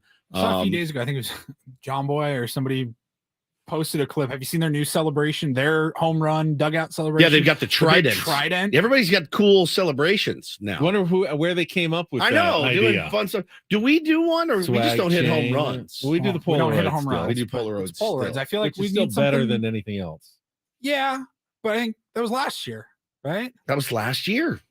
Kind of need something fresh. I'm down to freshen it up. I don't want the return of the swag chain, Don't but either. I like the something ridiculous to wear. The samurai hat's killer. The trident's awesome. The Milwaukee with the cheese heads. cheese something. heads. Yeah, I mean that's even kind of tired because they did that. They do that, Oh, you know, the football team. for the football team. But But something. You got to start hitting some home runs, and then we'll worry about it. Get some home runs on the board, then we'll We're chat. sitting here at 500. like my- 2 of our best players can't buy a hit, Yeah. and we're like, what should we do for our home run? Yeah, Okay. the problem, the much more desirable problem is you're hitting so many home runs and you can't come up with a great gimmicky celebration. Correct. The worst problem is, hey, we've got the great gimmicks. We can't hit any home runs. We just never get to use it. Yeah. Yeah, the film is getting a little dusty at this point. If you missed it earlier, Bob Melvin has put a little twist in his lineup for this morning's series finale in Chicago. We'll talk about that again coming up after a check of traffic here on 97.3 The Fan. From the premier Kia of Carlsbad Traffic Center, part of the Premier Auto family, here's Kelly Tannock. Wrapping up our morning drive with a few problems here. Northbound side of the 125 before Mission Gorge. We have reports of some sort of debris in that right lane. Also, collision blocking the left lane on northbound 15 for 163. In the North County, we still have this crash north 15 before the 78. Does not appear to be blocking lanes. And collision on eastbound 78 before Civic Center. That is in the center divide. I'm Kelly Danik with Ben and Woods, San Diego's #1 sports station, 97.3 The Fan. New leadoff hitter today for your San Diego Padres. It's been Fernando Tatis Jr. since he's returned, but Tatis will drop down to number 2 in the order today. And it's not Xander Bogaerts, and it's not Trent Grisham. It's Jake Cronenworth who will lead off for the Padres today in the series finale against Hayden Wisniewski and the Chicago Cubs. Yeah, I mean, look, it's time to switch it up a little bit. Manny going in the 5-hole. Sammy tweeted out earlier, only the second time in Manny's career he's ever hit in the 5-hole, and he did it when he was a member of the Orioles. So, yeah, again, this isn't something, in my opinion, based on what we've heard and know about Bob Melvin, where Manny walked into the clubhouse and looked at the lineup and went, "What? I'm in the 5? Why am I in the 5?" It was talked about, I'm sure, hey, let's try this. And, being a team Bob player, is good at communication. that's the deal. That's what we always heard is he tells them, hey, this is what we're going to, this is what we're going to try. He'll be communicating with us tomorrow. Bob Melvin will join us at 8 a.m. from Mexico City. It's an off day for the Padres tomorrow. Actually, I'm sure they will have some cultural events and Major League Baseball promoted activities as they get ready for doing like workouts on the field. It's almost like the All-Star game, any of the big media exhibitions opportunity for the local Mexico City media as well before they open their 2-game series against the Giants at Stadium Alfred Harp-Helú in Mexico City. I just saw the tickets, and I know some people who have gone down for this series. What is right now? The ticket prices are 405% more expensive than your average MLB ticket. Get-in price for Saturday, $210. Get-in price for Sunday, $405, with an average price of $278 for Sunday's game against the Giants. This is about the 9th time this season that I've had major FOMO. I'm seeing people on the planes. They're heading down. I'm just sitting here. So many people that are just there. kicking myself right now. I'm like, why didn't we do this? It's a real bummer. I've never been to Mexico City. I would love to. I think it would be fantastic, but I got a lot of commitments here. I got a Seals game Saturday. I couldn't do it anyway, but I'm really bummed. I got FOMO. What always blows me away, Mexico City is higher in elevation than like even Denver. Yeah. It's like 2,000 feet higher. So there could be, well, I mean, for a team that's looking to get their offense going, might be a good spot to be. Ball should be flying like a rocket in Mexico City. But they're 2,000 feet higher than Denver. It also has a population larger than New York City. There's more than like 10 million people who live in Mexico City. It is one of the largest metropolises in the entire world. And it's just an odd combination that they're all living at that high in the mountains. Did I read, somebody tweeted us earlier, I forgot to mention it, Joe, and you already went ahead and they're acclimated. Yeah, to acclimate. Because they're the 2 starting pitchers. Yeah. Can't do that with every reliever, obviously. Smart. But yeah, I like that. So get there, get your legs under you, and get ready to go. Should be a good one, man. Should be a good one. Excited to see how it looks and how it plays out. The crowd's going to be electric, badass, crazy, and it's just winnable games too against a team that I know is hot right now in the Giants, but a team that you should beat. And this kid that's pitching for the Cubs, you should beat him too. He has gotten off to a rough start. He's got good stuff, bit erratic, walks a lot of guys. So, I mean, this is not somebody this is not a Justin Steele who was good the other night. Drew Smiley was pretty good last night. coming off a near perfect game. He's got good stuff, but you should handle this kid, man. He's 33 innings last year. I think he threw, and he was good. Now he's starting and has not been sharp this season. So this is a guy you should handle today at Wrigley. Couple of updates. Story we talked about yesterday. Remember, you brought up Deion Sanders and the exodus from the University of Colorado and the transfer portal. Some more reporting yesterday. He was on with the Pat McAfee show, and that one wide receiver who transferred had a really good spring game, like 3 balls or 3 touchdowns or something. So I think Deion would have liked to have kept him, but he basically said, "Yeah, everyone else, don't let the door hit you on the way out." He was pretty much saying, we've announced a bunch of guys who are already coming in the portal. There's a bunch of guys who are also lining up that we haven't announced yet that we are going to be adding. So they only have, I think it's 85 is the scholarship level. So they do need to keep clearing out previous Colorado players. And it's led to a bad look, obviously. Guys who were, got injured during their first season. They were starters and then they got hurt and they've been working their way back. And all of a sudden, you're gone, you're out, get in the portal. I mean, kind of unceremoniously dumping these college kids just shows you what a business, of course, college sports has become. It absolutely is. And you run the risk of that anytime you have a new coach. The coach is always going to bring in his guys. He's going to, but this is, I don't know if it's unprecedented levels. It certainly feels like it. And he's in the news every day. And if it was Ben, the defensive coordinator that they hired from Syracuse, and he was now running the program, there wouldn't be national headlines, even if he was doing the same thing that Deion Sanders is doing. It's because he's Deion Sanders that he's getting all the pub. So Interesting. Again, we say it every day when we talk about it. It's going to be really interesting to see how it plays out. But Dion didn't seem overly concerned with the exodus don't think of his players when he talked to Pat McAfee. One other college football story that I didn't get to that I thought was kind of interesting. So the SEC is really trying to crack down on storming the field at the end of the games. I guess, safety issue. You got all those kids climbing down, tearing down goalposts after big wins.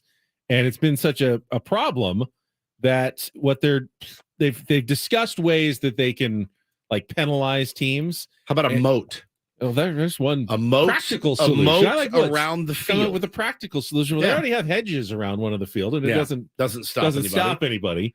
They're talking about possibly like if you storm the field after the game, you lose your home field advantage in the next time you beat that team. Like, you're on the road then for the next 3 years against that opponent. So stupid. Seems extreme. You think so?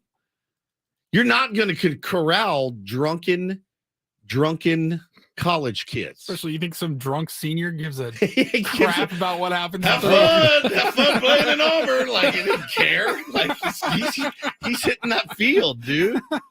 God, I stormed the field when I was a kid at Notre Dame. It was a friggin' blast. It's not safe. I get it. It's not something you want to have. There are some haven't had any storm the field moments as a San Diego State football. Yeah, is it not one of the cool things about sports when your fan base storms the field? I thought so. I thought it was. I mean, storm the court. It was great. You did storm the court? Oh yeah, a couple times. Yeah. So I mean, you're not.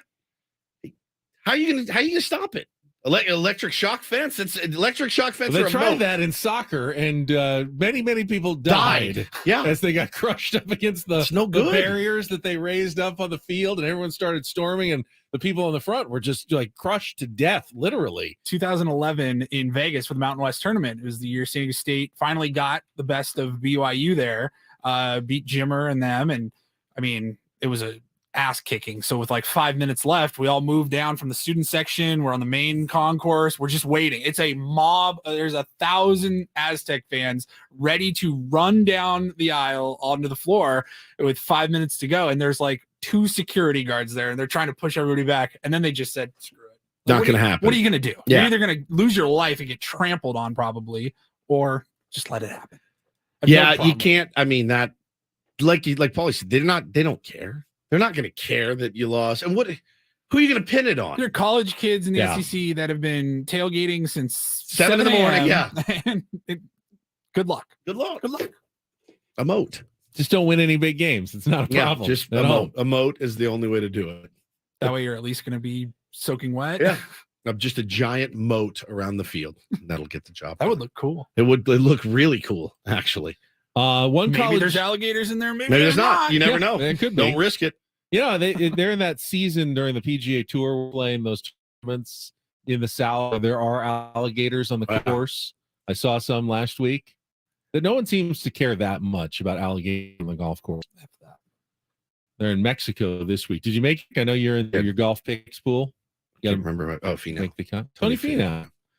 Good luck to you. Are we out of material here? Yeah, I'm a little light at the end. You think so? I have an Aztecs basketball note for you as well. Fire away. Could be getting a transfer center in to replace Nathan Mensah. Writing about this in the UT this morning, Mark Ziegler. Warren Washington, who was from San Marcos, Mission Hills High School, went, I think, up to Oregon State first and then transferred to Arizona State. He's got 1 year of eligibility left and was actually really one of the better big men in the Pac-12 last year. And it looks like he might want to be coming home. So could be very high on the list for Brian Dutcher as they need to replace what Nathan Mensah did, especially defensively, block shots. They have tall guys, but they don't necessarily have a true center like Nathan Mensah because they lose both him and Agueka Rope at the same time. So if they could get this... It's not done yet, though. It's not done yet, but if they could get this Warren Washington kid to come in, it would maybe bridge the gap for a season to have someone can be that defensive presence that the Aztecs really do rely on to make the rest of their defense work. Maggie had a great idea, guys. She said, new rule, if you storm the field, you'll be banned from all future games, or you have to suit up and work security for 3 games, like the New Jersey Little League throwback to the Reindl report. Give you your red jacket, and you have to stand there, and whatever you do with it after that is up to you, my friend. What time's first pitch today, Benjamin? 11:20 Pacific time. You know what's on the agenda. You Go get the sandwich, go home, Hmm. and get after it. Win a series. We'll be today. able to listen to Sammy's pregame show on our way on the home. way home. Yep, you got two. If you can win this one today, 2 series in a row, you're feeling much better. This road trip, like you talked about earlier, is already a winning road. It's already a winning road I trip. think that people have lost sight of that. Oh, fact. do you think so? That the Padres are 4-2 on this road trip Correct. with 1 game left. They've clinched a winning road trip. Correct. That's good, especially against 2 teams with winning records. That's a very good road trip. 5-2 would be an outstanding road trip if they get the win today. And then you start the homestand with the 2 in Mexico City. You need a big day from Eric Hosmer today. Yeah, he's got just one hit. We set the number for the series at 3.5, and he's got so you one need hit. like a 3 Needs a 3-hit day today. Otherwise, we're back to even on our season bets. Exactly I right. set the number too high. You did. If I had said 2.5, would you have also Yeah, I still would have said taken the under? under. Still, it's Eric Hosmer. I should have gone lower. He seemingly, knock on wood, immune. I thought I went higher because you always seem to think the former Padres are going to I torch don't- their team. I don't seem to think it. It happens. Right. Them, and Jan Gomes. You But can almost count on. Hasn't really happened this series. Yeah. It was a long break. All right, maybe we bring in Sammy for a little Please. crosstalk pregame show God. from our pregame We're not show going anywhere. to his Yeah, pregame we're here. show. 20 more minutes. 20 more. Coming up next, a little extra Ben and Woods on the way on Just San the Diego's tip. #1 sports station, 97.3 The Fan.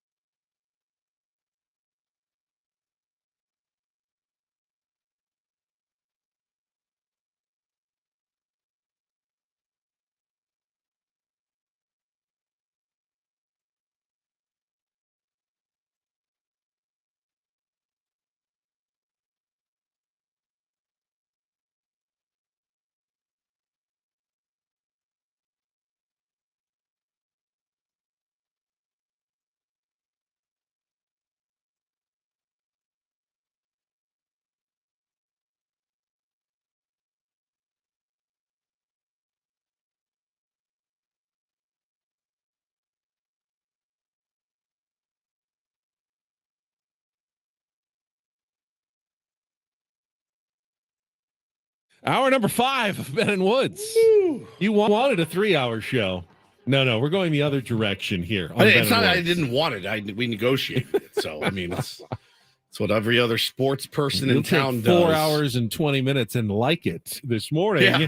Just choke on it. Extend a little bit. Welcome to all the Coach John Quintera fans who usually I'm Woods. I'm the guy that you hate and call Coach about. Did you truly Nice wait to meet until you. 10 a.m. to turn your radios on every morning? This is coming as a shock to you today. Nice to meet you. But you will get the coach later today as part of our NFL draft coverage at 5 p.m. But you're getting us for an extra 15 to 20 as we lead you into the Sam Levitt Padres pregame show for the series finale against the Chicago Cubs today. And just happens to be joining us because he has been here for the last 3 to 4 hours getting ready for that show. Sam Levitt. Sammy, I don't prepare that hard for 20 hours of fresh original content a week. There's a lot of work to be done. I mean, here's the thing that I don't think, and I'm not saying like the job is super hard or anything like that, but I think the thing that people don't always realize, it is 45 to 50 minutes of content per day for the pregame, and it's very, very structured, right? So there's all these different segments, features, with numbers and all different kinds of things. And I have to have that stuff written down and prepared every day. I cannot. I did it for 4 years. Yeah, you had to have it all. You have to have it written down, or out. you will get through the show in 20 minutes and be done. Especially when the team is on the road, and I don't always have the opportunity when I'm here in the studio to be in the clubhouse, do interviews, eat up time that way. Very, very important that I have the notes. You should do a music trivia game. No, see, now you also have to be people very seem to like disciplined. that. Woods, if you did the show, you'd go off on a tangent. I'm sure it would be very entertaining, and you'd eat up like 4 minutes. Yeah. And then at the end, when it was time to break down the pitching matchup, you'd find you have 11 seconds to talk about today's pitching matchup. I have a question. Yes. By the way, I hate this angle of me on YouTube. Can I hold it up? Yeah, like you this? have to hold it up higher. No one wants the under chin shot. Why does it have to be that way? Why? Well, partly is because each segment is sponsored by a different Padres sponsor. So we you have that. Play the ins and outs, but we don't have like 12 of them in an hour. That you have to make sure they each have their own little window that gets in. Like today. Well, push back a little. Rage against the machine, Sammy. I think I like that. I like that the pregame show sounds different than a regular talk show, because I think it's supposed to sound a little bit different. It's much more news and notesy. I get really into numbers. Like, I like that. I've heard it. It's great. Yeah, keys to the game, things like that. So I think that's the way a quote unquote official pregame show should sound. Yeah. It should sound a little bit different than what you guys do or what Coach does or what Gwen and Chris do. It's not an opinionated show. Yeah, and by the way, a post-game show, there's room for some opinions. Right. I would say post-game is much more regular talk show-ish, even though it's not exactly that, because we have, hearing from Bob Melvin, sound from the clubhouse, and on and on. That is much more, I give my thoughts, we take phone calls sometimes. The pregame is very structured, which I like. It's a lot to fit in 45, 50 minutes. How have the calls been lately?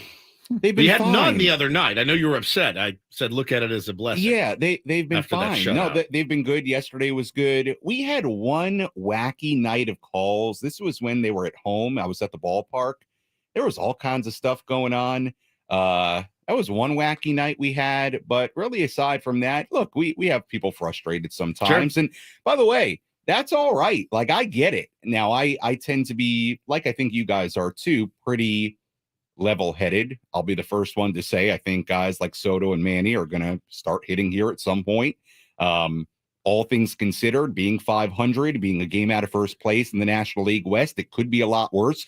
I just heard on the radio a rant that some White Sox fan It was had. amazing. Yeah, you heard this? The best sports Frank- call of all I've time. not seen it. I need to go. So listen to it after unbelievable. the So show. 7 minutes. Right. So Frank was playing it for me before I came in here. And I actually mentioned it yesterday, I think both on pre and post. It's just good perspective of like, it could be a lot worse. Oh, yeah. I mean, the White Wait, Sox are in the You're chamber. telling me we had 7 minutes of content. Yeah, I told you that guys we about it. could've- Everyone ignored me, that we as could- you always do. Instead of just No, going, he asked if we'd seen it. We going said through no. that last segment that we just when you're did. doing news and notes Yeah. of golf and We could've alligators played and like a world-class Yeah, 7 7-minute minutes. phone call instead of talking about a potential transfer for San Diego State. Correct. and storming the field Yes. in the SEC. Correct. Thanks a lot for I said bringing it. that I up. told you guys.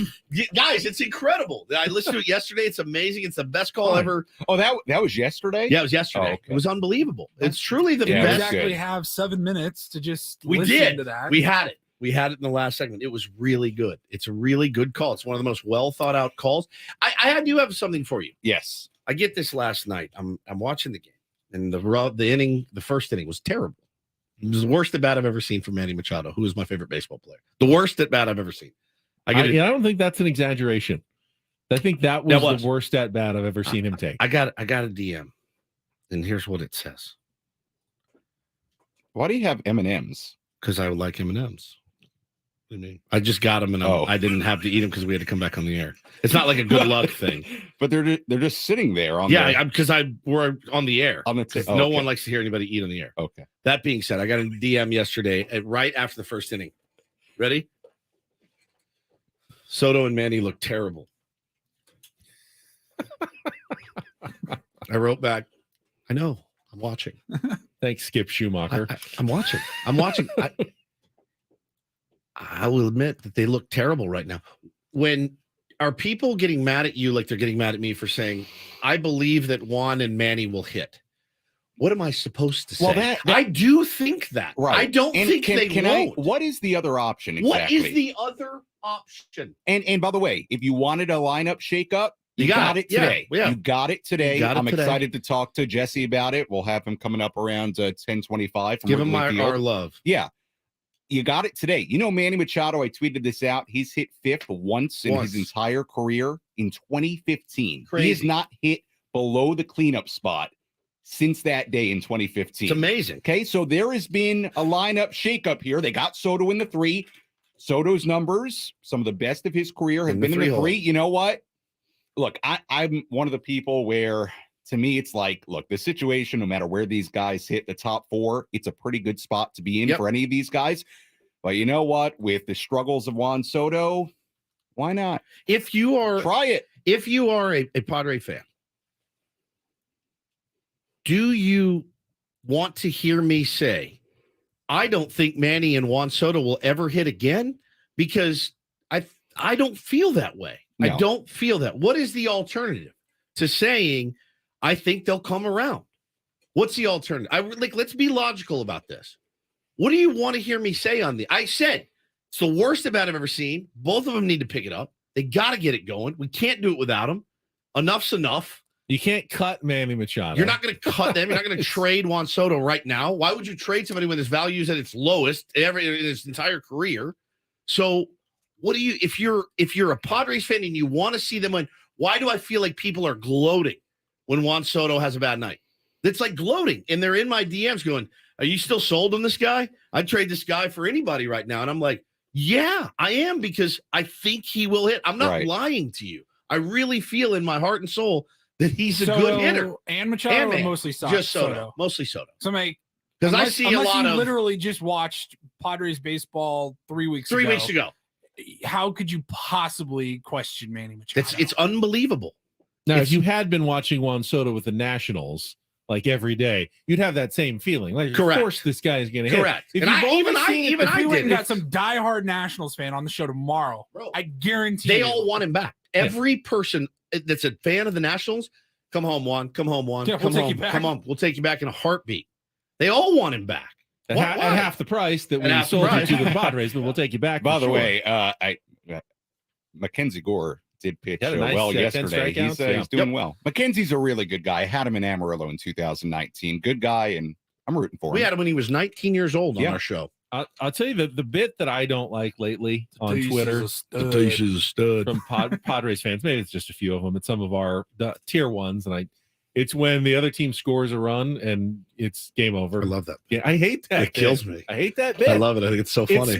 It's hard, Sammy, isn't it, to know, like, which team are you covering? I tweeted it last night after the game. In the last 10 games, the Padres are 5-5, 500, whatever. In their 5 wins, they've scored 25 runs. They look like a normal, competent baseball team that's getting, not incredible offense, but certainly decent average offense, decent pitching. In their 5 losses, they have scored 1 run. I mean, one total run in those 5 losses, Well, 4 shutouts, right. and 1.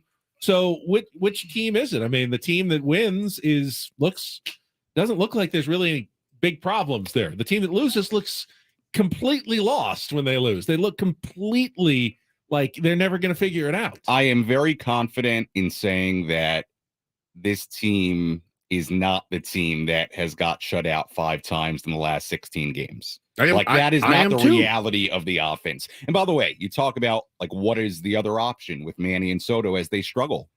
There is no other option. These guys could be struggling 100 games in, and guess what?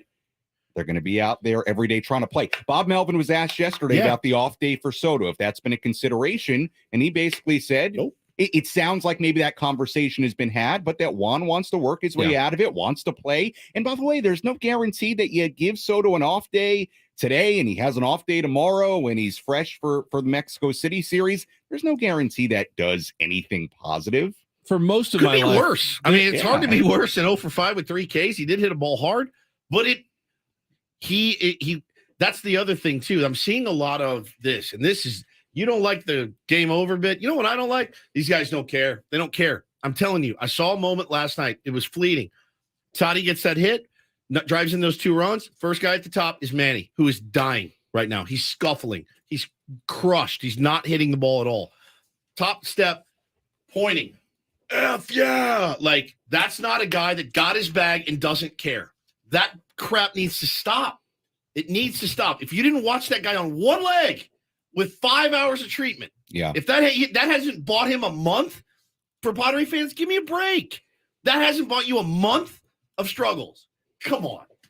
It's so tired. For most of my life growing up as a Padres fan with bad teams, there were always options. The guy struggles, you bring up another minor leaguer who probably isn't any better, but you can interchange players. You can make a bunch of trades. The Padres, as they're constructed now, there's not much you can do for quite some time. You're locked into Manny Machado and Xander Bogaerts, and you're locked into Joe Musgrove and Yu Darvish. And unless things go bad for like a couple of years straight, you're not making major changes. Yeah, maybe there's a way you can upgrade the catching position. I'm sure AJ Preller will do something. You pick up another arm for the bullpen at some point, but the team is the team now. There are no major changes to be made to this ball club. Maybe an upgrade here or there. A bullpen arm, starter, whatever. The group that you have is what you got. And by the way, that's a good thing because they're really good players. Good. Yeah. And guys struggle. Okay. Even the best hitters in baseball, like a Manny Machado, they will go through a few weeks to a month. There may be more where they struggle. I think the Cardinals are another team that's really in it right now. And Nolan Arenado is struggling. Right. Just like the White Sox too. Like it could be worse. What are the Cardinals? I think are 9-16. Yeah. But I don't love how Ollie Marmol's handled it. They feel like they're panicking a little bit more. No doubt. They're sending guys down. They're benching other guys. They're calling people out in the media. That feels like a much more dire situation than what's going on with a steady Bob Melvin, who's like, hey, my guys think they are better off playing and getting through it. That's what we're going to do. If you didn't care, wouldn't you take the day off? If you didn't care, right? If you just wanted to kick back, get paid, and not give an ass, hell yeah, I'll take the day off. Right? No, I want to fight my way through it. That narrative needs to go. It needs to die. That's not happening. And other than Juan Soto, no one's fighting for a contract anymore either. Right. There's no one is fighting for a contract. So they could easily take days off. 100%. Not going to affect my market value. I'm good to go for 10. Most of them for 5 to 10 years. They're good to go. We all want a little emotion, right? When Manny last night, when he slammed his bat down after he missed that hanger that he normally doesn't miss, he slams his bat together. Yeah. They want it. They're trying. They're absolutely trying. By the way, they're 500. It's not a game out of first place. We're going to get there, man. We're going to get there. It is very early. Let's go. I see a request to keep the cameras on for Sam's pregame show, which is coming up next. I don't know if that'll happen, but you will get Padres baseball. Are we done? Ahead? Yeah. For Paul Reinl, for Stephen Woods. I'm Ben Higgins. Stay tuned. Padres baseball next.